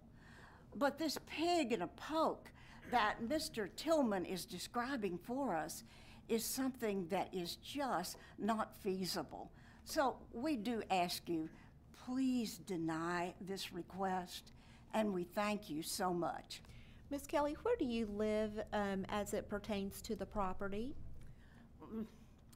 It is, you see LNC tracks there? No. We own all of that is LNC tracks. There's 20 acres in there. And it faces Northwest 49th and faces the property that they are asking to be rezoned. I'm waiting for our maneuverer to hover over that. Okay. Okay, very good. So, and where is your house located on that property? You see where it says Charles Kelly? I do. Okay, that's it. Okay, so you're down on that end of the property. Well, yes, that is, we have a hayfield there, yeah. Okay, very good. And is your homestead on that property as well? Yes, it is. Uh-huh. Okay, very good. It's been there since 1966. Very nice. Okay, thank you. Thank you, Miss Kelly. Okay, and we also have Ray Ryle. Raymond Ryle, 4730 Northwest 48th Avenue, Ocala, Florida. Just as was stated here before, this piece of property was brought before you as a junkyard before. And I guess my request is that this be denied for the simple reason that as it was brought to the board before with a specific use, I believe it needs to come back to the board, not as a PUD where it has a big grouping of things, but it needs to come back with whether this is zoned multi-family residential, industrial, or whatever. The owner of this property could sell it, get a vendor in there, or get somebody to buy it, okay, with the option of moving it, okay, moving it to be sold. But they don't have to have it zoned now. And all it's doing is saying, okay, anybody can come in and put anything in they want. Once it's rezoned, we as the homeowners in that area really have nothing to say about it, because any kind of business could come in there, okay, that would not be conducive to our neighborhood, the residential part of that side of the street. So I recommend, and the specific needs to be, we need to have a specific zoning for it. Mr. Zalak, okay, and Mr. Moore made mention of these things before. Mr. Zalak was very conducive to the man about the sewage and everything. We need to know what's going on before this thing goes through and before it's actually zoned and the zoning changed. So can you please hover over Mr. Ryle's property as well? Okay, I'm about 4 lots down 48th Avenue from this property. I see. Thank you very much, Mhm. Mr. Riles. Do we have anyone else? If so, please come forward. Anyone who is in the audience wishing to speak on this matter, there are 2 podiums. I'll invite you to please come on down. Okay, my name is C. Wayne King. I live at 5355 Northwest 49th Avenue. I own the property that's on the north boundary of the said piece, right there. And this is the second time that the recommendation's been made for denial on this property because of what's going to be changed here. It is definitely not compatible with any residential residences that live here. And one of my concerns is the generic items that have been mentioned. I went down to zoning today and picked up this sheet for B2, and there's 36 items on here that can be allowed, and several are alcoholic sales, bars, package stores, nightclub. Of course, he said adult entertainment, but that doesn't specifically state. I think there needs to be some Excuse very me just one second. I'm hardcore. sorry. People in the audience, where you're going is not an exit. The exit is in the back of the room. I'll just ask you to use where the exits are. Thank you. Okay, I'm so sorry to interrupt you. I think there needs to be some hardcore restrictions on this. Like say, nothing's really been laid out that's specific.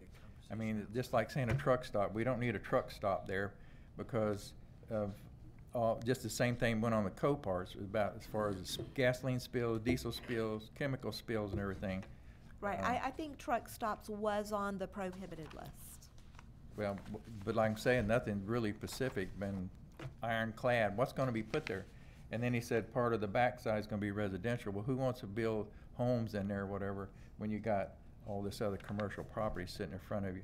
Also, if it was ever approved, there needs to be a definite buffer zone, just like Mark III did around the properties, of the 20-foot setback, even possibly a berm around the maybe north part of it and the west side.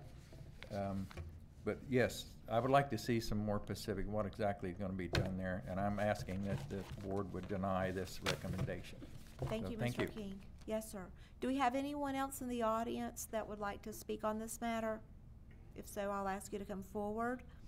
If not, we'll ask the applicant to return and address some of the concerns that have been brought forward. Yes, ma'am. Most of the concerns, it seems, that came up are the fact we don't have a specific user at the end of the day for this piece of property, which would shape the PUD. And that's the reason we were postponing bringing that PUD master plan. We were trying to put together a list, though, of allowable uses and prohibited uses. We would ask that you move the land use forward to transmittal. If the land use is approved and the zoning is not approved, we still have to come back before you, and that would at least give us the opportunity to market the project, find a user, and then be able to come in and satisfy, hopefully, the neighbors' concerns with the user. I still think that we can potentially work through the process while the land use is being transmitted to Tallahassee.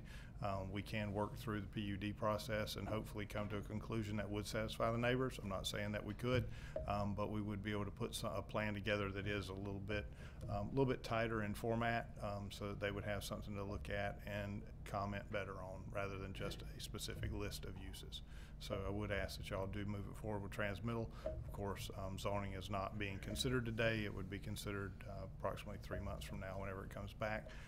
But we would like that time to work on trying to narrow the PUD down in an additional fashion. Commissioner Moore? Would you be open to, because like the back half you say it's going to be residential. Well, I didn't say the back half. I said I don't have a user for either residential or. I'm just, my thing is that back section, you know, I get where the interchange goes through. Around interchanges, there's commercial. I get that. I understand that happens every time I-75 gets whatever, unless you miss your last exit going south from Orlando. Then people don't understand that. But anyway, they need to understand that there needs to be a gas station. Other than I almost ran out of gas one time doing that.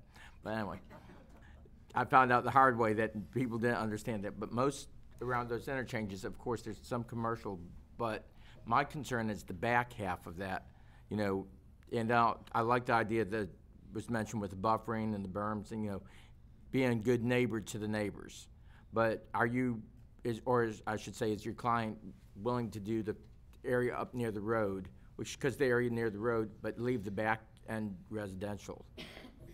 And then also, with some of the ones I read through permitted, I don't like some of the permitted stuff that's in there, but, you know, That's all PUD. that's all PUD issues, you know, Right, but. that we can work That through we can as the work out, process but goes. would your client be willing to just do the front end and we transmit just the front end, not the back end of the property? Well, if you transmit the entire employment center, the employment center land use allows for residential within it, so we would be able to do the residential on the back portion and commercial on the front. And you're committed to doing residential and then being Well, a good neighbor? I have to come back in front of the board with that PUD plan for approval, so I will work on that PUD plan. I won't promise Commissioner Moore that I'll bring the full back half in as residential. I'll sit down with my client. I haven't had an opportunity to even follow up after him and Mr. Connor had a discussion, but I will try to put together a plan that does buffer the neighbors, that will provide a good separation in between the types of uses that we propose on this property. Mr. Tillman, can you give us an approximate, what does the back portion look like? You know, I mean, if I'm looking at what I would call the back half, would look at about where the trees are that run north and south there, where the area starts to be treed, and then moving towards the west. Mm-hmm. Is what I'm assuming you're talking about as the back half. Is that About where correct, the fountains- Commissioner Moore? Yes, yeah, and then my other concern is that neighborhood to the south, since you have homes there, you know, that's it. Right. And we are across the street, and right across the street from that neighborhood is that Commerce District, I believe? Yes. There's Commerce District, which is a more intense use right across the street from that neighborhood. I'm just thinking on behalf of the residents that are with us today, what would they see Right. looking from their And property? I need to work on that as far as the PUD plan is concerned. So, I mean, if y'all don't approve the zoning in the future, then I still have to come back to the drawing board with a plan to specifically, you know, get the zoning approved for those types of uses. But I do ask that you transmit, at a minimum, transmit the land use today so that we can move forward working on our PUD. And just Commissioner for, Zalek. we control a lot of how that's gonna look, by Yes. the way, because we're going to be, You've sent me back to the drawing board more than once whenever I brought a PUD I mean, up here. And so, unfortunately, and I understand you know, that that's going to occur the road is sometimes. going to get widened It is. in that area, going all the way to, what, 225A? 225A. Basically. Mhm. And so, how it looks to those folks right there is going to be in large part how we do whether we put medians in and whether we put, We gotta do it that you know, way, too. so I think that's a time when if we would negotiate with the landowner about what that buffer requirement's going to look like and everything. The decision we're making today is whether this land should host businesses on it and a mixed-use complex, right? Whether it's businesses and residential units on it. If we think that land should do that, then we should transmit it to the state of Florida, and then it comes back, and then we can actually start planning for the neighbors. What does the buffer look like? If any of the neighbors have any issues, then what are those obnoxious uses that they don't want to see there? All of that's on the table, but that's all on the table at In the zoning, future. not for the land use, That's in the future. so. Anyway, because we have to be very sure that we take care of the neighbors. Commissioner, I'm Well, sorry. you can build Yeah. whatever buffer you want to. Right, but, Okay, Attorney Mintzer. So I was just gonna say, Madam Chair, that, obviously your land use designation is the fundamental consideration for development. So whenever you approve any land use category, then when the property owner comes in for a zoning, you don't necessarily have to approve the maximum intensity zoning that would be consistent with that land use, because after all, it's a future land use plan. But you do have to approve, they are entitled to have some zoning approved that is consistent with the land use. So as long as you understand that. you can go ahead. And that is why, and that is one of the reasons we chose employment center, because it's not that maximum intensity. It does have a residential component listed in those specific uses. So you can downzone us anywhere from residential all the way up to industrial. So you'll have that Well, Mr. flexibility. Venture, can I just ask you Sure, a question on that? absolutely, and then I Commissioner thought it was Moore. a future land use, so even if they came back with a plan we didn't like, you don't have to approve that zoning to Yeah, that that's what day. I was saying. Okay, yeah. that's, But- I just, But but they are entitled to zoning. they're entitled to in the some future. zoning that's consistent with the land Land use use, right. designation. But that land use is lighter than everything across the street anyway, right? That's correct. Okay. And today. Okay, but that I was doesn't trying to fo- agree with Mr. Minner. I don't know if I sounded that way or Yeah, not. no, that's all right. Yeah, Commissioner Moore? Mr. Mentor, does that tie our hands in the future if we change the land use? Does that tie our hands in the future? Because like the PUD idea, where we can control and make sure that they're a good neighbor. You know, I like, because we definitely have to make sure they're a good neighbor. But I also get that, you know, there's a interchange coming through here. But is this gonna tie our hands of what we're able to do in the future? Is it gonna limit what we're? No, you have to give them some. We would have to give Yeah, them we have, some right, but zoning. I don't mind right up in that one section where, I mean, but I do mind on the back section, is what I'm saying. If you get where I'm at, like I would rather them be only doing portion of the property instead of all the property in the employment center, but. Vote against it. Oh, I mean, the application is here for the Right. entire piece of property. If you Right. don't. which that's where I'm I'm done. not- So are you? You still have control over my zoning. And I understand at this point, I'm going to be denied if I come in with a straight zoning. I'm going to have to come in with a PUD because you want me to develop on plan what the buffers are going to be presented, the architectural standards that are going to be presented, all those things that are going to protect the neighbors, as well as different use types along that piece of property you're anticipating being put in place. And I would So- recommend, I saw alcoholic establishments, I would recommend taking that, the astrologer, fortune teller, take all that type of stuff out of there, before you bring it back. So I would recommend. I put the fortune teller in there because we're talking about future land use, David. That's the reason. Yeah, but on a serious thing, but some of that needs to probably, anything that could be negative, that would negatively affect the neighbors, needs to be removed from there. Right. Just, That may be a matter of perception, but that Well- will be up to the applicant to determine Well, how if that's a he matter of or perception, then that they makes up want my to work mind. with their And the bottom line is the same reason why just a couple hearings ago I asked the gentleman to come back with a PUD. It's the same reason you want a PUD here. It is in the best, I mean, if you're going to change anything on that land use at all, instead of having medium density residential, you want a PUD where you can put the buffers in and you could truly make sure that what it looks like at the end Yeah. is in a cohesive manner. 'Cause There we are have- great developments with great businesses that work together to make great communities. And if we do it right, we can do that. And that's why we want to do it in a planned fashion versus just a straight zoning fashion where you can't control what it's going to look like. You can't control what some of the buffers look like and all of those other things. And a piece of property like this, as big as it is, affecting as many people as it is, it needs to have the right buffers and continuances, and that's why we're doing this in this process from a planned unit development standpoint. right, because the whole point is to make sure we take care of the people that live there. But I also get the point, you know. Was there any more public comment? Some more. You already did that, right? Do we have any additional public comment on this?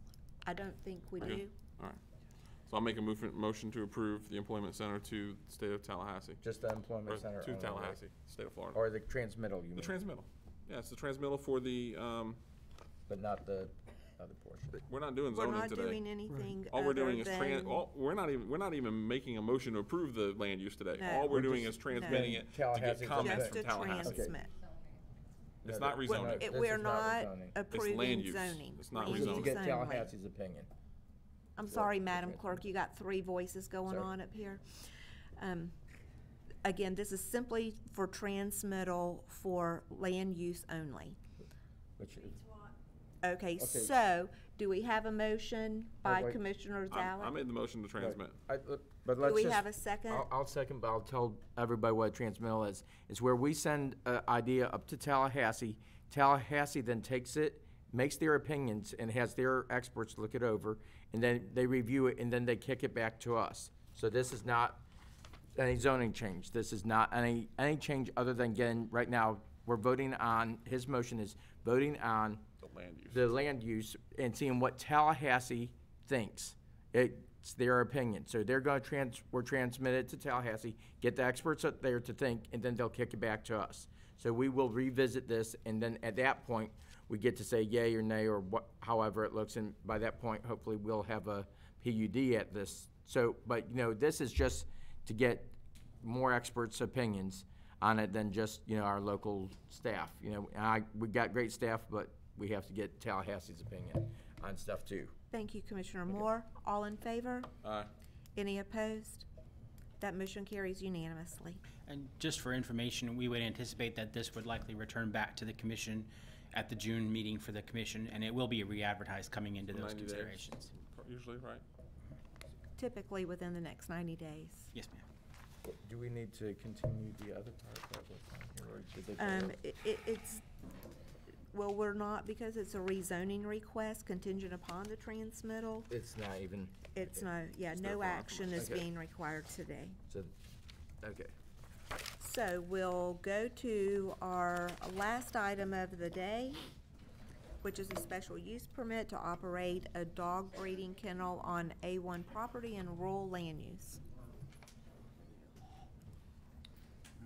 Ken Ware, Arca Grow Services. The case is 190301 SU. It's the applicant's name are Brianne Wilson, and the request is for a dog breeding kennel in A1 on 3.5 acres. The land use is rural land, and Excuse me just one second. If we could please ask all conversations to leave the auditorium and the doors closed. Thank you, Mr. we good? Wyckoff. We appreciate that. Thank you. All right. So as I said, the land use is rural and the zoning is A1. It's 3.5 acres. Here's the an aerial of the site. There are 2 residents on site, and the kennels currently are in the back, about 65 feet behind the rear residence. Staff does have a few concerns. We're concerned about the number of dogs on the site, because currently there's about 50 breeding dogs and a number of puppies being born in cycles, and they have about 5 personal dogs. Can you give me that number again? How many dogs on site? It's about 50 plus the puppies and the 5 personal dogs, so it fluctuates. Okay. Staff's concerned about the smell and the noises being a nuisance to the surrounding neighbors. And staff's also got a concern that they're not USDA licensed breeders, and staff believes that would help promote the best practices if a breeding license or for a breeding kennel. Planning and zoning recommended denial from 5 to 2, and staff is recommending denial as well. And we do have conditions if you decide to go against staff. Okay. Thank you And the very applicant much. is here. Okay. Do we have the applicant with us today? I'll ask the applicant to come forward. Good afternoon. I'm Destiny Wilson. I'm the owner of Forever Puppies LLC. This is my mother, Cindy Wilson. She is the breeder. And this is my father, Robin Wilson, and he is also a military veteran. He's the owner of the store at the Bailey Plaza, and he's also the co-owner of the property in which we are speaking of today. Excuse me Okay, just a my second. mom's gonna come around and pass out a few of these little packets we've put together. Okay, Okay. if you'll just give them, and I'm sorry, any conversation in the auditorium, please take it to the foyer. I'd appreciate it. Thank you.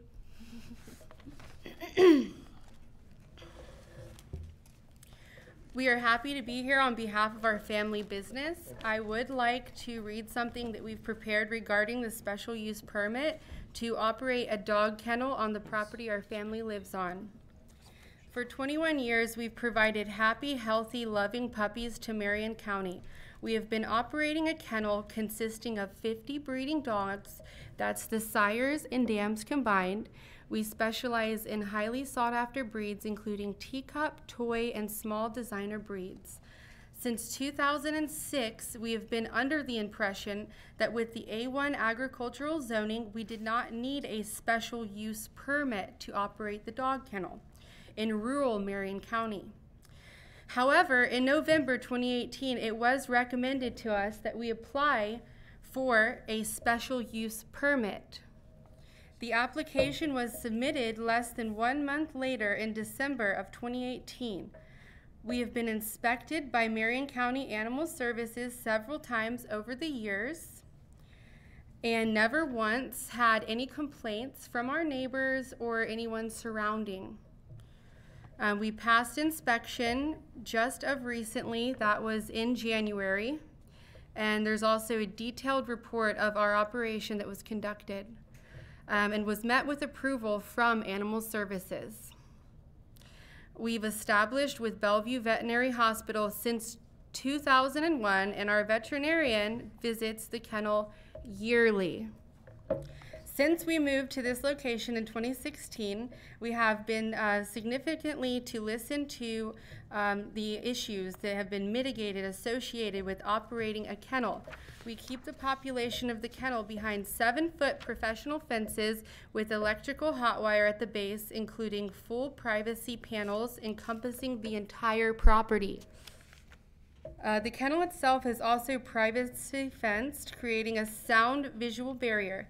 The property to the west of us, which is the closest proximity to the kennel, has a sound barrier buffer consisting of raised earth and vegetation. In the 2 years we've been here, we have not received any noise or odor complaints from the neighbors or anyone else.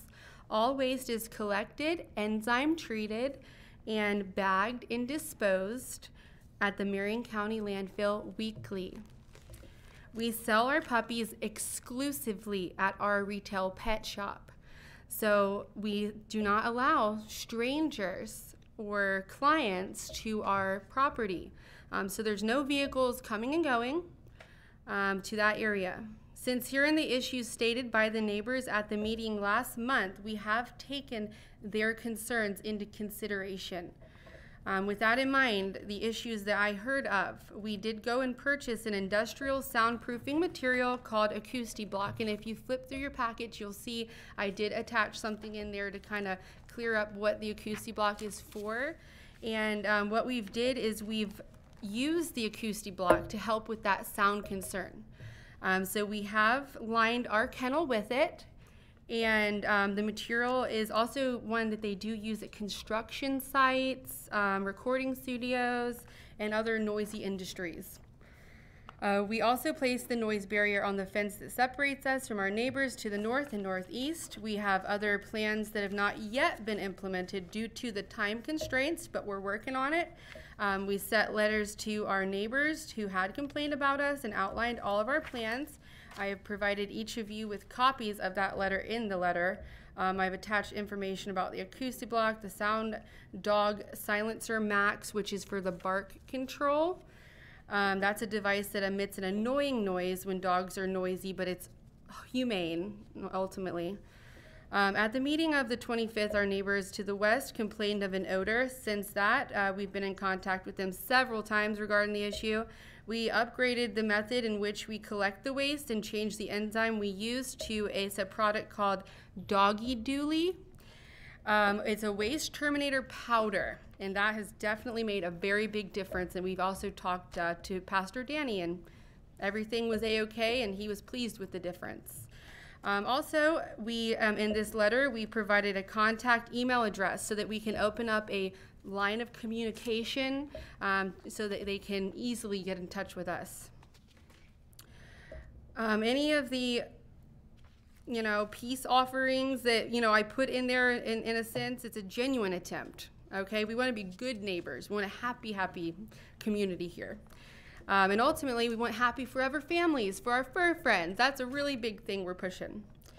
It's in our opinion that it doesn't matter what we do to try to fix their complaints, however, because sadly, I want to stress to you that it seems that despite our best efforts, there is a group, and I would ultimately call them a hate group, and perpetuating this, it's a neighborhood feud.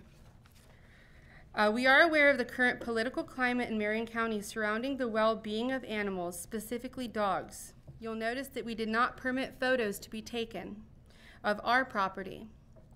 During a meeting with Jim Sweet, Director of Animal Services, and 4 out of 5 of the Marion County Commissioner, photo and video of our kennel were shown to those staff members. In addition, Animal Services officers, zoning and planning staff members, and our veterinarian have all inspected our kennel. Since we opened our shop in September, we have been on the receiving end of scrutiny, harassment, hate speech, stalking, bullying from local animal activists who feel that it's very strongly that dogs should not be bred at all, but rescued from shelters instead. I'd really like for you guys to take note of our return policy. Forever Puppies LLC, absolutely not one of ours would ever end up in a rescue, because our return policy makes it very clear that we take them back no matter what in the first 2 weeks, no matter what, no questions asked. We have also that return policy. Okay, and exchange policy for the first 2 weeks as well, no questions asked. Also, I'd really like for everyone to know that there is also criminal charges that are currently pending against some of those people that are probably here today.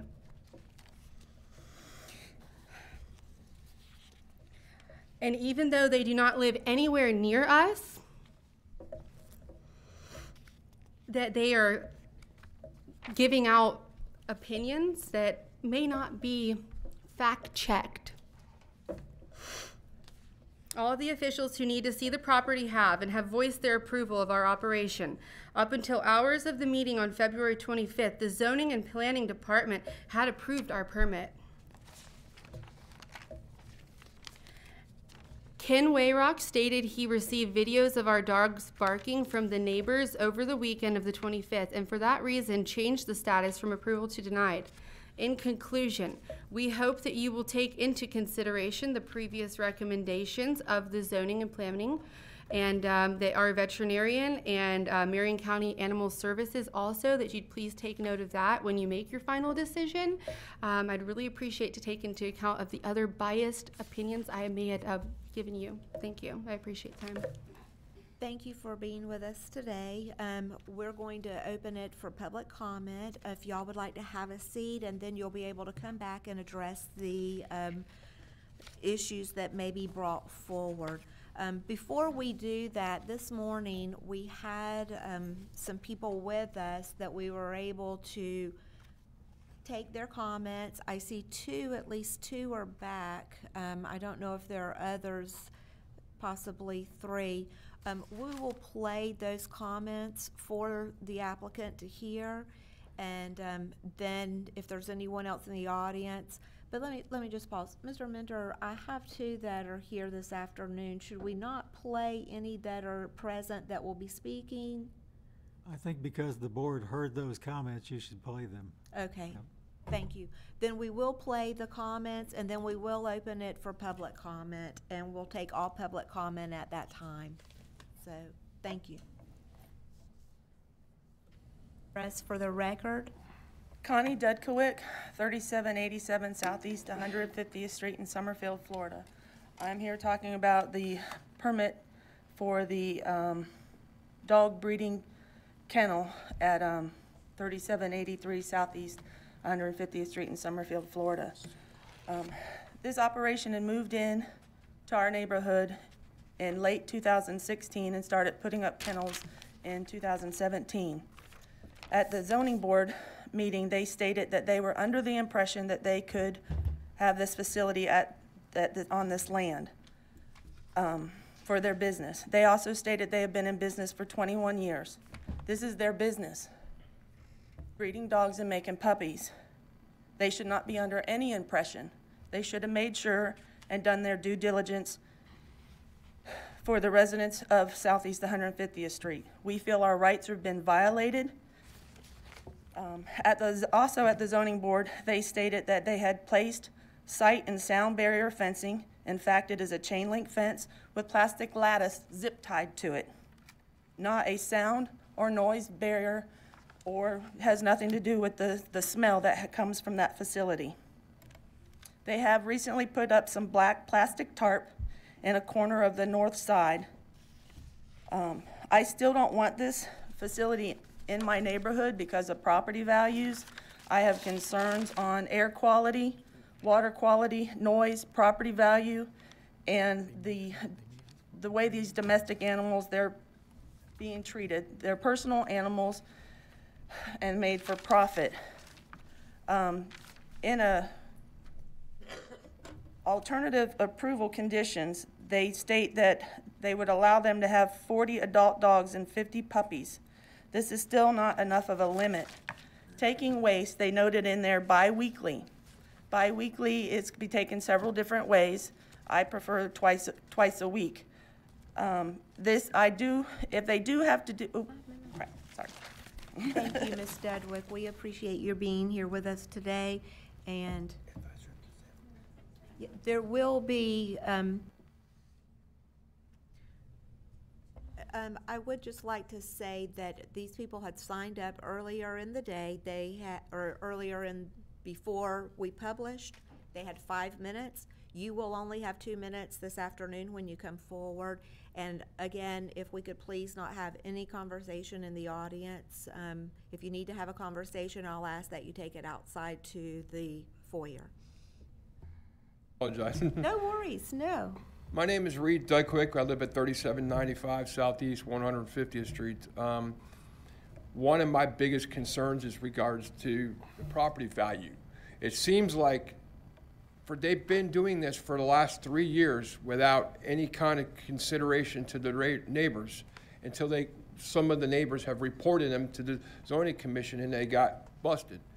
Well, now we have had people come and do evaluations of our property to see how much it's worth, but we have depreciated substantially because of that.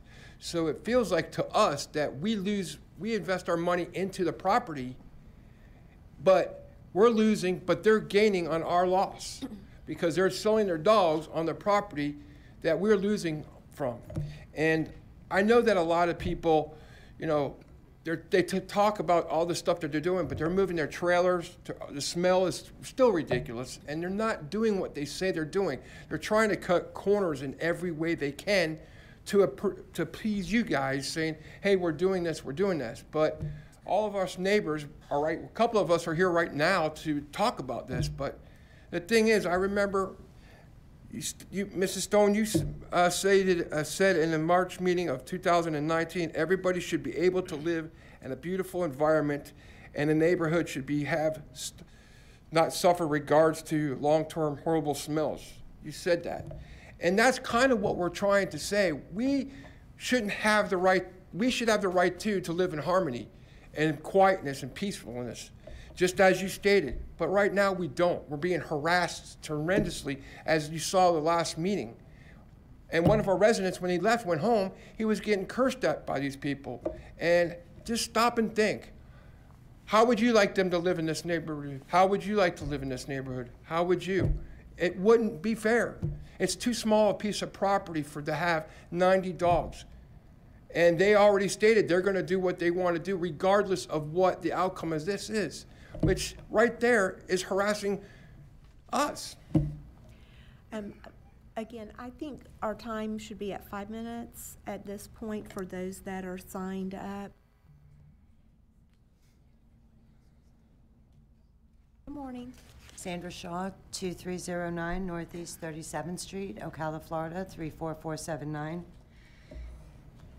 Good morning, everyone. I'm so happy to see all of you and hope you're all doing good. I'm doing much better fighting a skin infection and those nasty heartworms, but I will be all better one day. I'm a survivor. Spiritually, I love my life now. I've never been so happy.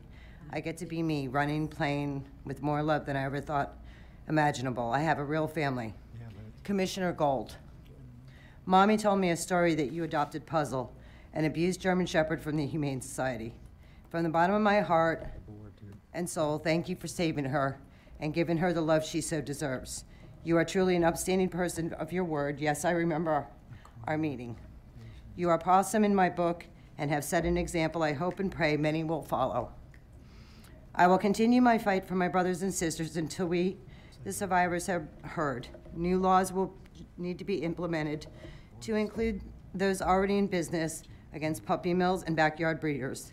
Please do not grandfather those in that will continue to horrifying profit. They will do anything it takes to appease the lawmakers to make it look like they're doing right by the animals. But behind closed doors, we the breeding dogs know the true story. Please listen to us. We are the ones who have lived this life, and without rescuers, not breeders, they do not save us. We would never have a voice to be able to proudly stand in front of you today to represent and stand up for ourselves. Once again, thank you for letting me have the opportunity to speak with all of you. It has been a pleasure. You are also our voice. Thank you. Noel.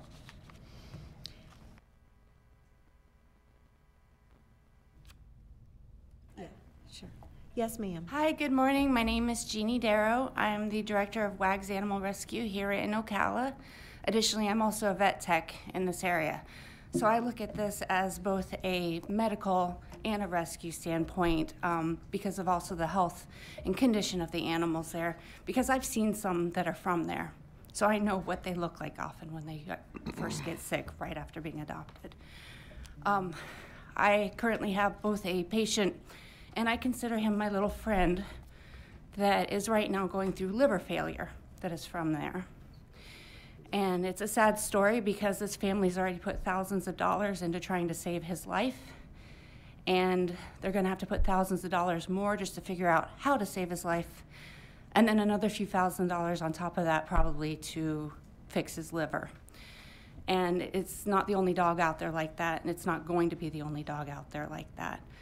It's a health and safety issue for this county because if we have dogs that are sick with anything that's contagious, your dog never has to meet that dog to get sick. Somebody touches that dog at a storefront and then goes and touches your dog. If your dog does not have full immunity yet, and they don't until they're at least 16 weeks old, so if you've recently gotten a puppy from a reputable breeder or from a rescue and it's still getting its vaccines, that dog can still kill your dog. They can kill your dog even if you've never met them. So it is a health and safety issue for this county as well. I feel like right now there are too many dogs out there like Pepper Wyndham, who is fighting for his life today even, who we just took like about 100 milliliters of fluid off of his abdomen. This is a normally 3-pound dog just on Thursday, and it's already building back up again. Right now we are at a crossroads in Marion County, and you have the opportunity to make a decision that a lot of areas already out there are making, and that is to take a stance that puppy mills are bad for public health and safety, they are bad for public morale, they are bad for business, and of course they are very bad for animals. So I really hope that you guys consider that today and that you make a good decision. Thank you, Ms. Darrow. Hi, Mr. Mentor, did you get? Making sure Mr. Mentor took great notes earlier, not knowing we'd be able to play these, so thank you. Now I'm going to open it up for additional public comment. If you are here in the audience and you'd like to speak to this issue, I'll ask that you come forward, give your name and address for the record, and then you'll have 2 minutes. I do have 2 people that have already signed up, and we'll start with Karen Arman. Good afternoon. What a long day we've had, huh? So I just want to explain to you what the acoustic block is, because it sounds like a, like a concrete block or something, or you're thinking that you're going to get the road dividers that you see on the highway. That is not what it is. What it is a 1/4 inch. Acoustic block is a UL classified viscoelastic polymer that comes in 2 forms. The first is block 16, which is an 1/8 of an inch thick sheet with a weight of 1 pound per square inch. The second is block 32, which is a 1/4 of an inch thick. All it is like a tarp at 1/8 of an inch thickness or a 1/4 of an inch thickness. Usually when you build your house, if you want like a home theater or something like that, when you're having your house built, this is put inside the walls. This isn't something you put on at the end, at the end. This is to soundproof your theater so your whole house doesn't bounce when you have, you know, the noise up. And so if the neighbors are thinking they're getting a block wall like you see on the highway, that is not what it is. It's at the very most a 1/4 inch thick. On top of that, that still doesn't address how are these animals going to live. Should you pass this for them, what kind of restrictions will they have? What kind of space? Because I noticed that in their incident report, they list 100 dogs on there, okay? And in the whelping and the breeding areas, they couldn't even count because the mother was nursing the puppy. So we don't really have a head count on that property, which we need to do. On top of that, Officer So noticed that she had several dogs, multiple dogs in a kennel, which was for breeding. So she had like 5 dams in there with 1 male, okay? So each dog is supposed to have a kennel twice his stride, I think. So if you're putting 6 dogs in 1 kennel, where does their stride stuff come in? Do you see where I'm going with that? So that's just one of our concerns. If they get put inside and we can't see them. Thank you, Ms. Harmon. Next, we have Jim Cook.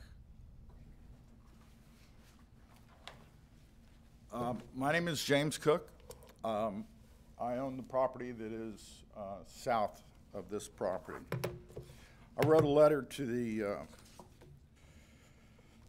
zoning department, and I basically endorsed their denial of this particular special use permit. And I can tell you categorically that the sound block is not going to work. I have experience in sound.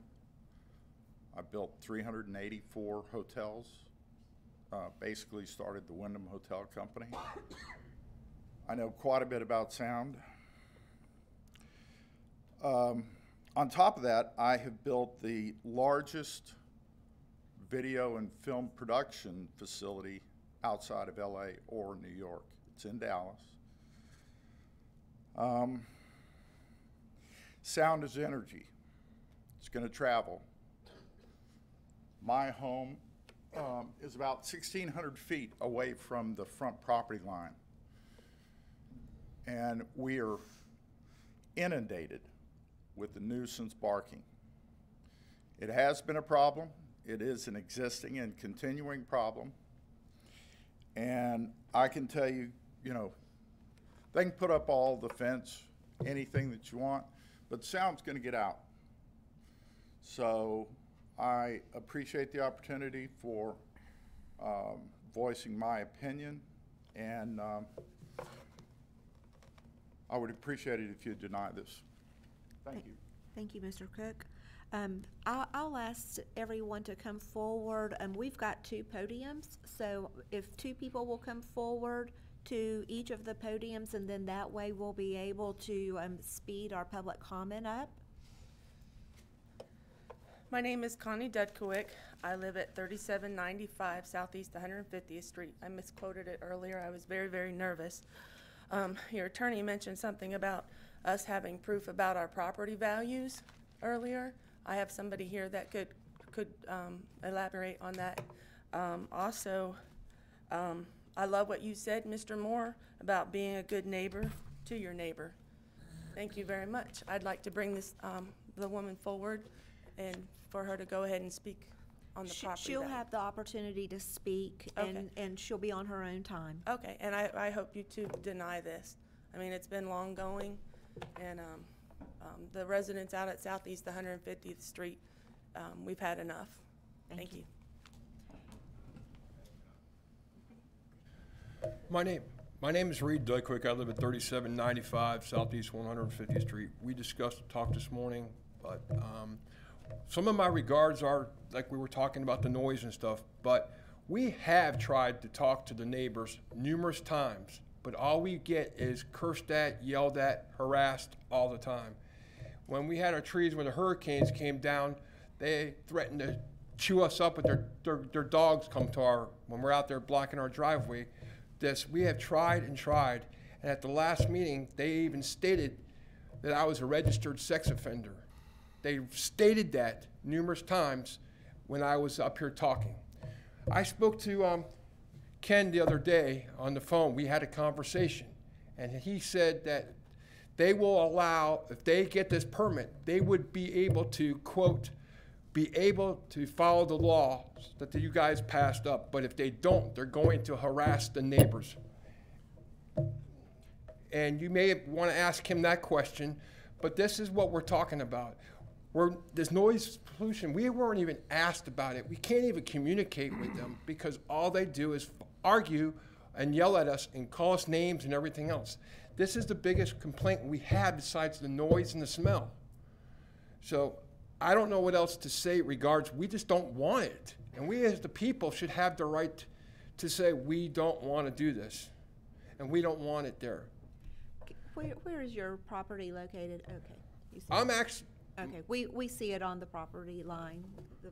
Thank you. Okay, thank you. Thank you.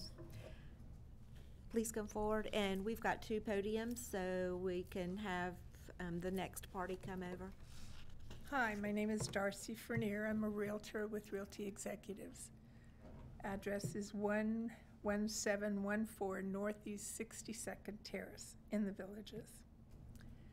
I am here to address not the issues necessarily, but how we market property. If I am asked to list a property, what I look for is the surrounding area, of course, the property itself, but the condition of the land, the neighbor's land, the house, the outbuildings, and the land use and maintenance of the property, the noise levels, and what constitutes those noise levels. Animal issues, if there are any, and of course the odor coming from surrounding areas. It will definitely impact the price of the property that I might be asked to list. Beyond that, I have any questions I will try to answer for you. I think we're good. Thank you. Hold on. Well, excuse me. Commissioner Zalek? The problem is that unlike what Mr. Mentor said earlier, is that you could be making a reference that they've lowered somebody's property value. But unfortunately, we're in a quasi-judicial hearing, and you can't prove that. Because you have not done an appraisal before they were there and after they were there. So by legal definition, you cannot prove that they have done that. And so I don't want your testimony to go on record as an expert witness because you couldn't have done that. Number one, I don't. Mentor has to. I mean, I don't do appraisals. One at a time. So as she indicated, she wasn't presenting herself as an appraiser. No, I understand that. Okay. I don't do appraisals. So we're saying that the property value would be affected. Evaluations. Evaluations of the property would be affected. Okay. And you agree with that, Mr. Mentor? Well, the items that the individual referenced, the condition of the land, the neighbor's land, noise levels, what constitutes the noise levels, animals, odors, and so forth. She's saying those are factors that you would consider. I understand that. But that's not quantifiable by the board as far as what impact that has in this particular case.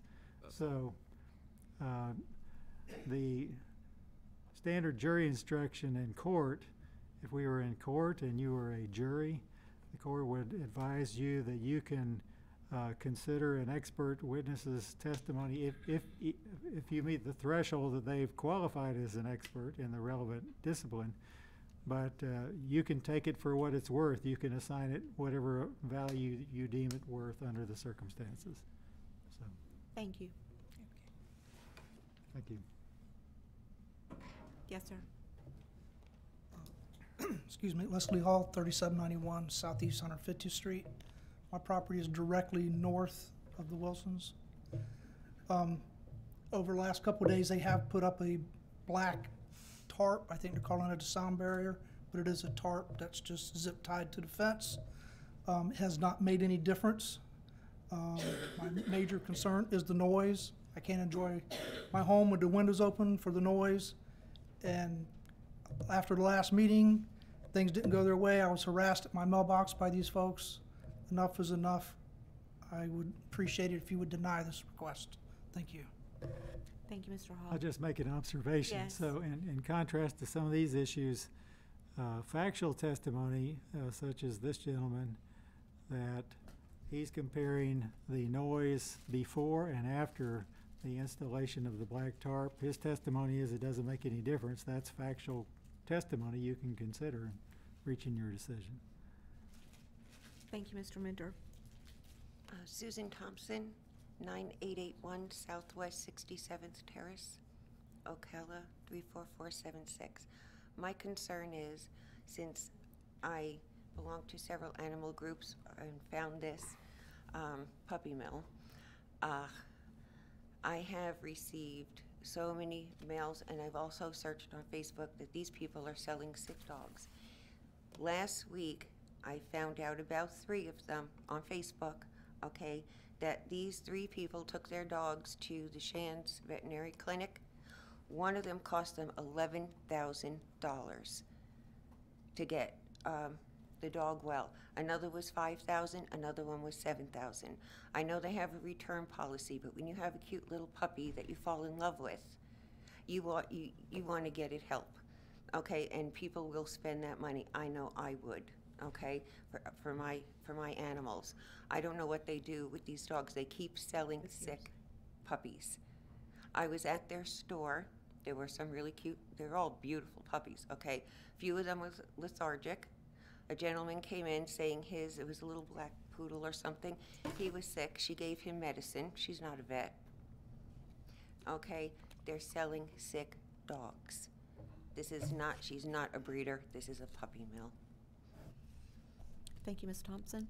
Do we have anyone else in the audience who would like to speak? If so, I'll invite you to come forward. If there's no one else in the audience, then I'll ask the applicant to return.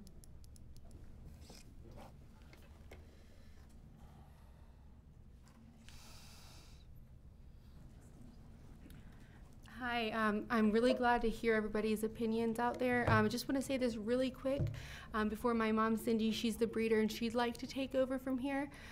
We actually have a health guarantee, but not only that, we do go by the Florida statute. To be in business, you really need to, follow that to a line. So I do hear what a lot that is out there, maybe Facebook, but there is such a thing as false news, you guys. So let me just put that out there too. Commissioner Cindy Wilson, 3783 Southeast 150th Street. Can I just pause for just one moment? Who is actually the owner of this property? Who's the owner of the property? It's me and my father, Robin Wilson. Me and my father. So pause 1 second. Mr. Mentor? Yes, ma'am. The mother is not listed as the applicant. The applicant She's just the had breeder. a baby. Please give me Okay, just I'm one sorry. moment. So, Mr. Mentor, is she able to speak on behalf of the applicant, or do I give her time just as I would in public comment? I would think that the applicant can designate whoever they want as their representative, or I just want to be sure. Yeah, no, that's fine. Yeah. Okay. So, thank you, Ms. Wilson, but I just wanted to follow appropriate procedures, so please go forward. Thank you, ma'am. I'm Cindy Wilson. I am the breeder. Concerning the concerns about the fencing, I do have pictures here at the back of the photo that we've recently applied to the property as late of yesterday. I also have all the facts about the Acoustablock as well as pictures to back those things up. Commissioner, shall I give them to the attorney or you? Only if you are going to leave them with us. Absolutely. This is You for can you. give it to the clerk. Yes, ma'am. Okay. And so let me just verify what you just said. As of yesterday, you have fencing with the acoustic material installed? Correct. Yes, ma'am. On the very north end